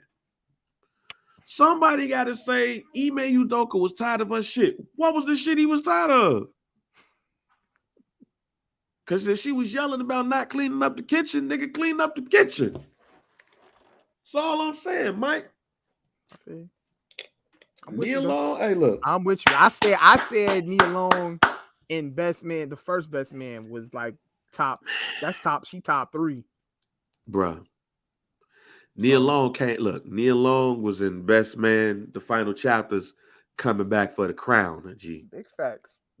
She got it. Lie, bro. She got it, fam. How old is Nia Long? 45-ish, maybe. Oh no, I think she older than 45, fam. Yeah. Nia Long been popping since the Do Me video, fam. That's a compliment. That's crazy. Nia Long been popping since the Do Me video when she was playing the guitar. And she's still cold to this day. She's 52. 52 years old. Yeah. She 52, fam. Yeah, she's raw for that, bro. She's been popping. She's been lit since 1990. That ain't been not one time you saw Nia Long was like, No, never. What movie or TV show, commercial, whatever she been she in, was bro, bad as where y'all Debbie. say she wasn't. She was bad as Debbie. She was bad as Will Smith's girlfriend. What was her name? Lisa. Yeah, she was bad as Lisa. She was bad as Debbie. She was bad in Too Deep. She was bad and Speak on it. We got to see her naked in Too Deep. Yep, indeed. If you don't remember Nia Long being naked in Too Deep, you better go back and watch. Man, look, let me stop talking before I get myself in trouble. Big facts. Be doing this podcast, be like, oh yeah, you can go watch Nia Long by yourself. My bad. We just pod. But nah, man, that show. But nah, man, dead ass, man. The best man. That's epic, elite black cinema. We need more of that. We need more, and really come to think about it. Even though we've been getting in our Will Packer bag and all of that stuff, man, I still don't think we see ourselves enough on television and in movies. I don't think we see ourselves enough in these prime spots. This is why I say on First Black Champ all the time that Bianca Belair is a Will Packer buying the rights of Cleopatra Jones away from being the biggest black action star in the world. Okay. This is why I stress that we need to start putting young black Hollywood in these roles, that we continually push Nia Long and Regina Hall. And like, it's time for Regina Hall and Sanaa Lathan, even though they were parents in these movies, like, it's time for them to be the cool aunties, Jack. Like, it's time for them to be the Jennifer Lewises. I also said when I was watching this, as far as Nia Long is concerned, like, we've seen the roles that she's played, but I want Nia Long to get up there with Regina King. Like, I want her to have like an Oscar-worthy performance somewhere. I think she's right there. I don't know if people think that she's a good enough actress. I think she's a good actress overall. You know, I think she can get a role to where she could like really just show it off and, you know, like get that last notch on her belt. Something, even if it's just a nomination, she ain't got to win. Hey, because Regina, I would love to see Regina King.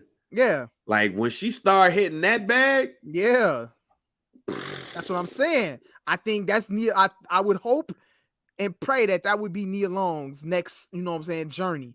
Then like, she got the joint with Storm Reed coming up, the suspense thriller. Then she got Best Man. Like, I do. And let me say this, man. Taye Diggs, man. Let me say this right now, man. Hey, Taye Diggs was in his bag too. And we talking about the women, but Taye Diggs was in his bag. Taye Diggs had me. I wasn't cutting onions, but it was a couple of moments where I was like, man, get the fuck up out of here, man. Fuck. But then it was like, man, you fucked up, G. Like, he really, if anybody showed the complexity of their character more so than anybody, it was Taye Diggs as Harper. Mm-hmm. But you saw the good in it too. So everybody did their thing. Right. Highly recommend Best Man. The final chapters. Please don't boomerang this and try to do something with the kids. The Best Man Kids Edition. We don't need that shit. Don't do that. Don't boomerang this, ladies and gentlemen. Mike said it. I'm saying this was a great way to end it. And if you bring it back, you bring back the original cast. Don't bring back these kids and talking about like Mia's grown up now. Yeah. Like, don't do that. Like, don't boomerang this, because I'm still mad at Halle Berry and them for rebooting Boomerang and trying to bring the kids. Like, nah, fam. You almost fucked it up, Yeah, fam. we Don't. don't need to know the bougie life of Shelby and Quentin's daughter. We don't Yeah, need to know nothing we about that. see it enough right there, fam. See, we don't need that Yeah. Boomerang. What 2018 version of the Best Man? Nope. Keep it right here. Maybe y'all grandparents, but y'all keep it right here, fam. Don't do shit else. All right, man. Before we get out of here, couple of hot take, like a couple of quick joints, man. Russell Wilson, man. Nate Hackett, the head coach, got fired. A lot of people are killing Russell Westbrook right. Well, Russell Wilson right now. Very disappointing season. They don't even have their first. Like they gave them 3 first-round picks. And 2 players is Noah Fant and somebody else. Shelby Miller, I think, dude name is the defensive tackle. But they gave Seattle some shit and they huff. So can Russ be a part of the system, or is the system, or can Russ be? Let me rephrase this question. Is Russ the part of a system, or can the system be a part of Russ? And let me explain what I mean by that. Russell wants to be talked about with all of the all-time greats that are playing right now. The Aaron Rodgers, the Tom Brady's, the new cats like Pat Mahomes and Justin Herbert and Joe Burrow. Like Russell wants to be a part of that clique. And he felt like, it seems to me, he felt like Seattle wasn't going to be the place for that. So now he's in Denver. They gave him his own office. He comes up with this corny ass Broncos, let's ride. All of this shit. But people are blaming the coach. And somebody correct me if I'm wrong, but all-time great quarterbacks make the system a part of what they do, as opposed to being part of the system. So that's what I'm asking you. In order for Russ to be successful, do he has to be the product of a system, or can the system be a product of Russ? I think the product can be like, I think Russ can adjust to a system. Like that's what you're saying, right? That's what you're pretty much asking. Can he make the system him? Can he can make? I think he can. And Russell Wilson, he's what, 34 years old. So he still got a little bit of football time left in him, I believe. I think he still got some good years ahead of him. He didn't play well this year. Caught the little injury bug as well. When he out there, though, he made some very bad passes, but we also saw good flashes. The offense overall, and it was very disappointing to see because he actually had the weapons around him. The weapons were around him. I mean, you can't say he ain't got them. They were there, so it was kind of confusing to see how bad he actually played. But I'm the type of guy, I think, with Russell Wilson's, with his catalog, bro. Like I give him the benefit of the doubt, and I think that he can play well next season. I think he can play well as long as he stays injury free. I think we get a better Russell Wilson season. Will we get an MVP caliber season? No, but I think he can play good enough football to where the Denver Broncos could be a solid football team because their defense is good. Defense is good.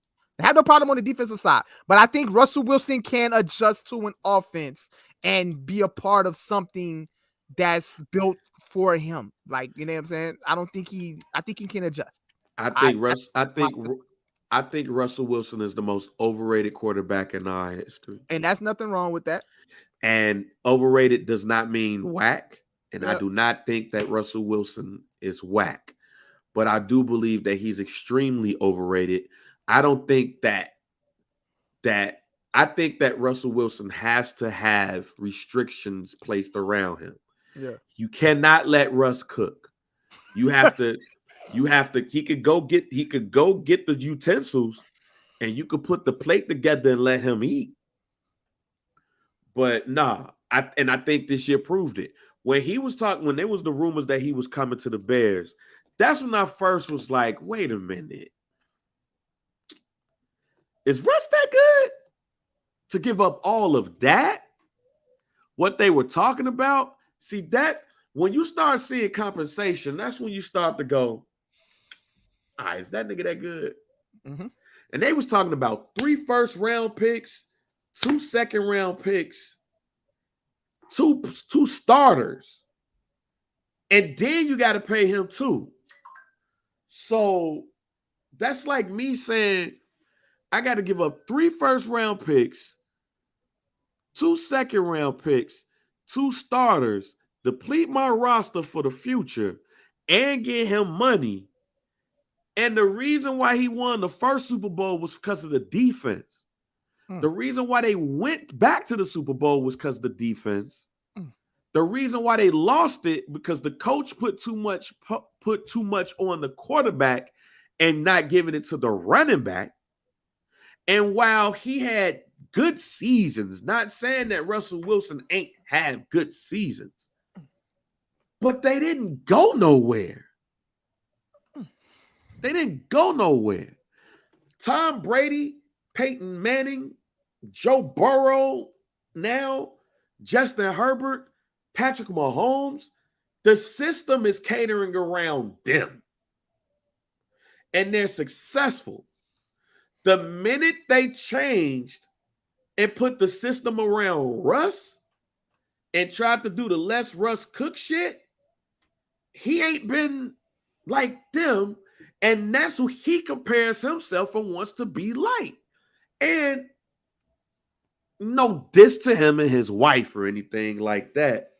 But even with them coming to Denver, everything felt performative. Okay. Down to the Broncos country. Let's ride. Him being in the middle of the field, doing all this shit and all that. Them players know, man, you ain't as authentic as you think you are. Like, you want to play a role, you want to have a look, and you went to a team where you was going to have carte blanche to do all of that shit, down to you having your own office. What the fuck do you need an office for, fam? Why do you need an office? I'm confused on that. Like, take the big recliner in your locker, by your locker, and call it a day, fam. But it seems like to me the players on the team don't really fuck with him like that. They think he corny as hell. I think that his play and the fact that this was an offensive guy that got fired too. Now, did Nate Hackett truly know what he was doing? No. But that's when you look, Aaron Rodgers, Matt LaFleur, who also had Gatsby, who's the offensive coordinator for the Bears. He was the quarterback's coach. And Nate Hackett, who was the offensive coordinator. Aaron Rodgers was out here making all 3 of them look good. Mm-hmm. Nate Hackett go get the job, and I still think he got the job because they was like, yo, maybe Aaron gonna come. He gets that job. He huff, but I think part of the reason why he was huff because the quarterback was huff too. Okay. He ain't as good as his advertised. Pete Carroll and the team was hiding as much as they could. Now he on his own now. It's like you moving out. Russell Wilson is the equivalent of a child moving out on his own.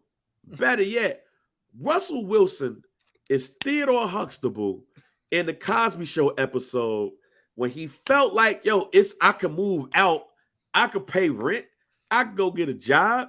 And then Felicia Rashad and Bill Cosby made sure he understand what life is going to be like in the real world. Because now you got to pay for shit. That's Russell right now. Damn. They just took the last bit of Russell's check. Now Russell with the Broncos after this season is now like, you know what? I get it now. And I hope things change for him. Because he went from a first ballot Hall of Famer to a, hey man, this nigga really been good this whole entire time. He's still a first ballot Hall of Famer.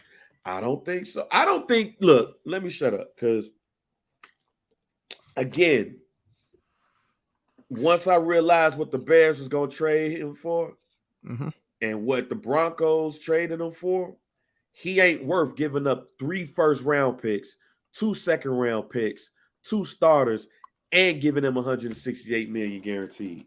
He ain't worth that shit. So if he ain't worth that shit, I don't know if he really truly is a Hall of Famer. Is he a Hall of Famer because of where he was and what happened? Or is he a Hall of Famer because he made it happen? Dan Marino ain't got no ring, fam, and he made shit happen. I've seen Russ make shit happen on the field, bro. Yeah, we seen Russ. You know what I mean by making it happen, fam. I know what you saying. Again, it's a difference when you with Pete Carroll and you know this man, and then Nate Hackett. Because once you get with Nate Hackett, once you leave Seattle for the sole purpose of cooking, for the sole purpose of showing people why I am that talent and I should be talked about amongst the greats like Tom Brady, Peyton Manning, Joe Burrow, Aaron Rodgers, Patrick Mahomes, all of these people. That's why you go to that team. Because now you want the training reels to come off. You want people to see who you are. Yeah. The first chance you get, you huff. The first chance you get. Broncos country. Let's ride. Your ass out of Denver. Hey, man. Houston strip clubs, man. I guess that looks better than the NBA championship because James Harden is reportedly entertaining a return to Houston. My question ain't really about James, though. Should Houston entertain James Harden coming back? No. And I don't understand why reports like this come out during the middle of the season. Like, why is this even being said? Literally in the middle of the season right now, and James Harden coming back from injury, he's playing well this year. Playing very well, actually. Like, I think he wants that. Maybe this is debate, you know what I'm saying? Maybe that's debate Philly into giving him the max. Who knows? Maybe he baiting Philly right now. Say, yeah, I entertain that shit. You know what I'm saying? I'm going to leave. So, you know what I'm saying? Maybe Philly will give him the max contract. But if that's not the case, though, I don't understand why these reports even come out like during the middle of the season. Like, it's all distraction type shit. Bro. I mean, a story is a story, but if I'm Houston, man, get the fuck up out of here, fam. Yeah, I don't think Houston don't need James Harden. I mean, I ain't gonna say they ain't gonna need him. He's the worst superstar in the league. Worst superstar in the league. Obviously, yes. He went to Houston. Superstar. Yeah, it's the fact that you forced your way out. Bro. You got fat. Did all of these things to get out, and now because you missed the strip clubs, you want to come back to Houston? If those reports are true, hell no. I wouldn't be surprised if a report came out from the Houston Rockets GM saying that we would not sign James Harden. Nah, you can't do that. We good. You couldn't say that shit. You couldn't say that. Unfortunately, you got to entertain it because you ain't trading nobody to get them. So it's like, yo, you got to entertain it. But nah, man, but at the end of the day, that's in the public. In the back, though, in my office, man, you fuck up out of here, man. Nah, I don't see that happening. You sit up there and start eating 5 guys 3 times a day just to get out of here. Yeah. Now you want to come back because you miss Onyx? Get the fuck up out of here. Nah. Last thing before we get out of here, man, this is the last podcast of 2022. I want to thank everybody who listened to an episode of this podcast, who streamed us on YouTube, on the What Digital, who's been active in the Some Dude Pod group. We don't do this without y'all. Y'all make this shit fun. Do got goals of 2023 with doing live shows. We should do a live show with the beers and brews with OT and Kamal. Yeah, let's do a live show with them. Fix the shit, Mike. Y'all talk. Yeah, I got you. Y'all talk. We should do a live podcast. Yeah. With beers And and it bars. looked like that, you know what I'm saying? They back outside because they I know normally they used to back do outside. Yeah. they used to do their shows. They used to go to like different breweries and shit like Yeah. that to record their shows. So yeah, Let's do it. Let's do it. I hate OT up. OT ain't been active in the Some Dude Pod Man, group he in got a a lot of shit while. going on. Yeah, he does, you know, he's a normal listener to the pod, you know what I'm saying? But So no, he hasn't. I'm gonna holler at him. See but what's I up. think a live show with them would be great together Facts. too. Like I know, like all four of us do a live pod together. Yeah, Let's throw that out there in the we can atmosphere. do that. But I want to do 2 live pods, you know what I'm saying, for the year, 2023. We're gonna switch up the merch. We're gonna do a lot of stuff. But we don't do this without y'all, man. Y'all have been real supportive, y'all been real active in the group. So on behalf of Mike B, I want to thank all of y'all for supporting us and doing what we do. We are 150 episodes deep. We got listeners all across this country. We growing. So there is a challenge with this too, man. If y'all really fuck with us the way y'all fuck with us, man, put 2 people onto the pod. Put 2 people onto the pod in 2023. Not too many. As you see, I ain't asked you to put 2 people every episode, but put 2 people on the pod. We ain't tell y'all to share it with your whole Facebook. Yeah, if you say share with your whole I mean, you can. That'd be great. But put 2 people onto the pod, man. Because our hope is that those 2 people put people onto the pod, then they put 2 people, then they 2 people, and that helps us grow bigger. So that's 1. And then 2, again, rate, like, subscribe, comment as well, man. If y'all listen to us on Apple, man, go up into the comments, go rate us. You ain't got to give us the 5 stars all the time, but go up in there. If y'all, that just like you could do it in a group, you could do it there too. And that right there on the DSPs is very helpful for what we do as a podcast and who sees us as well, how it goes through the algorithm. So help us help entertain y'all. Go up on that, and if you could comment on Spotify, if you could comment on any of the Sticker, all of those Apple Podcasts, go up on them and give us as many stars as you want that you feel we need that episode, and give us your rating there so we could push through to the algorithm. And I also like to thank our wives and our kids. We take about 2 hours to do this podcast. I know my wife got 3 boys that she got to deal with during this time. And I know half of the time she be wanting to cuss my motherfucking ass out because they be acting up. Hell, they was acting up a little bit while we was doing this shit. So I know when the door open, she gonna be like, get your kids. But I like to thank our wives for allowing us this time to do this podcast, to do what we love to do. Like to thank Mike's wife for giving him a Some Dude Pod jersey with the number 19 on it to signify the year that we started the podcast. That is great. Mike has us all on our backs. I got us, baby. I got us, bang. No. I got us. Hey, man. Go ahead. Go ahead. Finish off. I was gonna say, but I gotta ask the question: what was your favorite moment of Some Dude in 2022? Favorite moment of Some Dude Pod? Damn.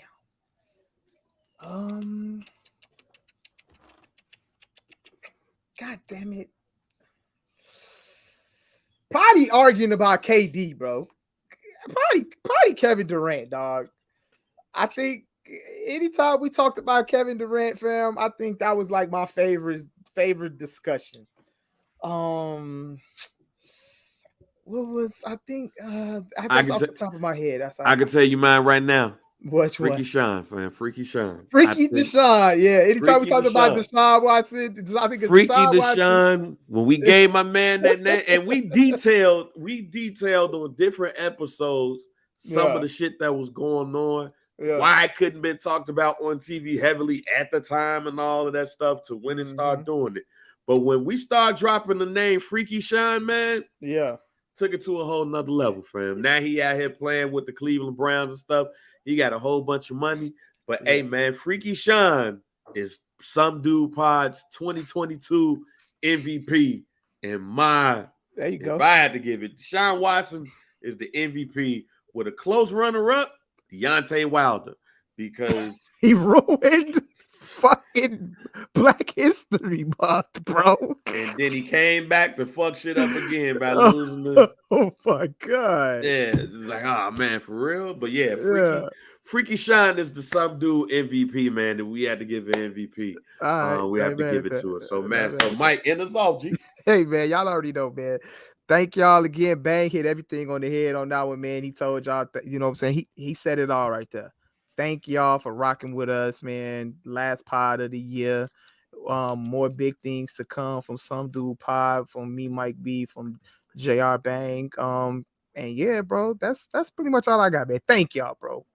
We really do appreciate y'all for sitting on here on Twitch, YouTube with us, man, for rocking with us on Apple, rocking with us on Spotify, rocking with us in the Some Dude Pod group, and just interacting with us on social media, bro. Just coming up with these topics for us to discuss here on the pod. We really do appreciate that. Again, invite 2 people to listen to the pod. Also, invite members into the Some Dude Pod group on Facebook. That's where we get it in at. You know what I'm saying? That's where all the hot takes and debates kick off. And, you know, hey, that's it, man. I'm Mike B. That's JR Bang. Again, we are available. Happy everywhere. New Year. Happy New Year. Y'all be safe out there. You know what I'm saying? Happy New Year. Don't drink and drive. You know what I'm saying? Get to a destination. If you're going out for New Year's, get to your destination and just stay there, bro. If you're drinking. Man, hey, that's pretty much all I got, man. Be safe, and we're gonna see y'all next year, man. All right.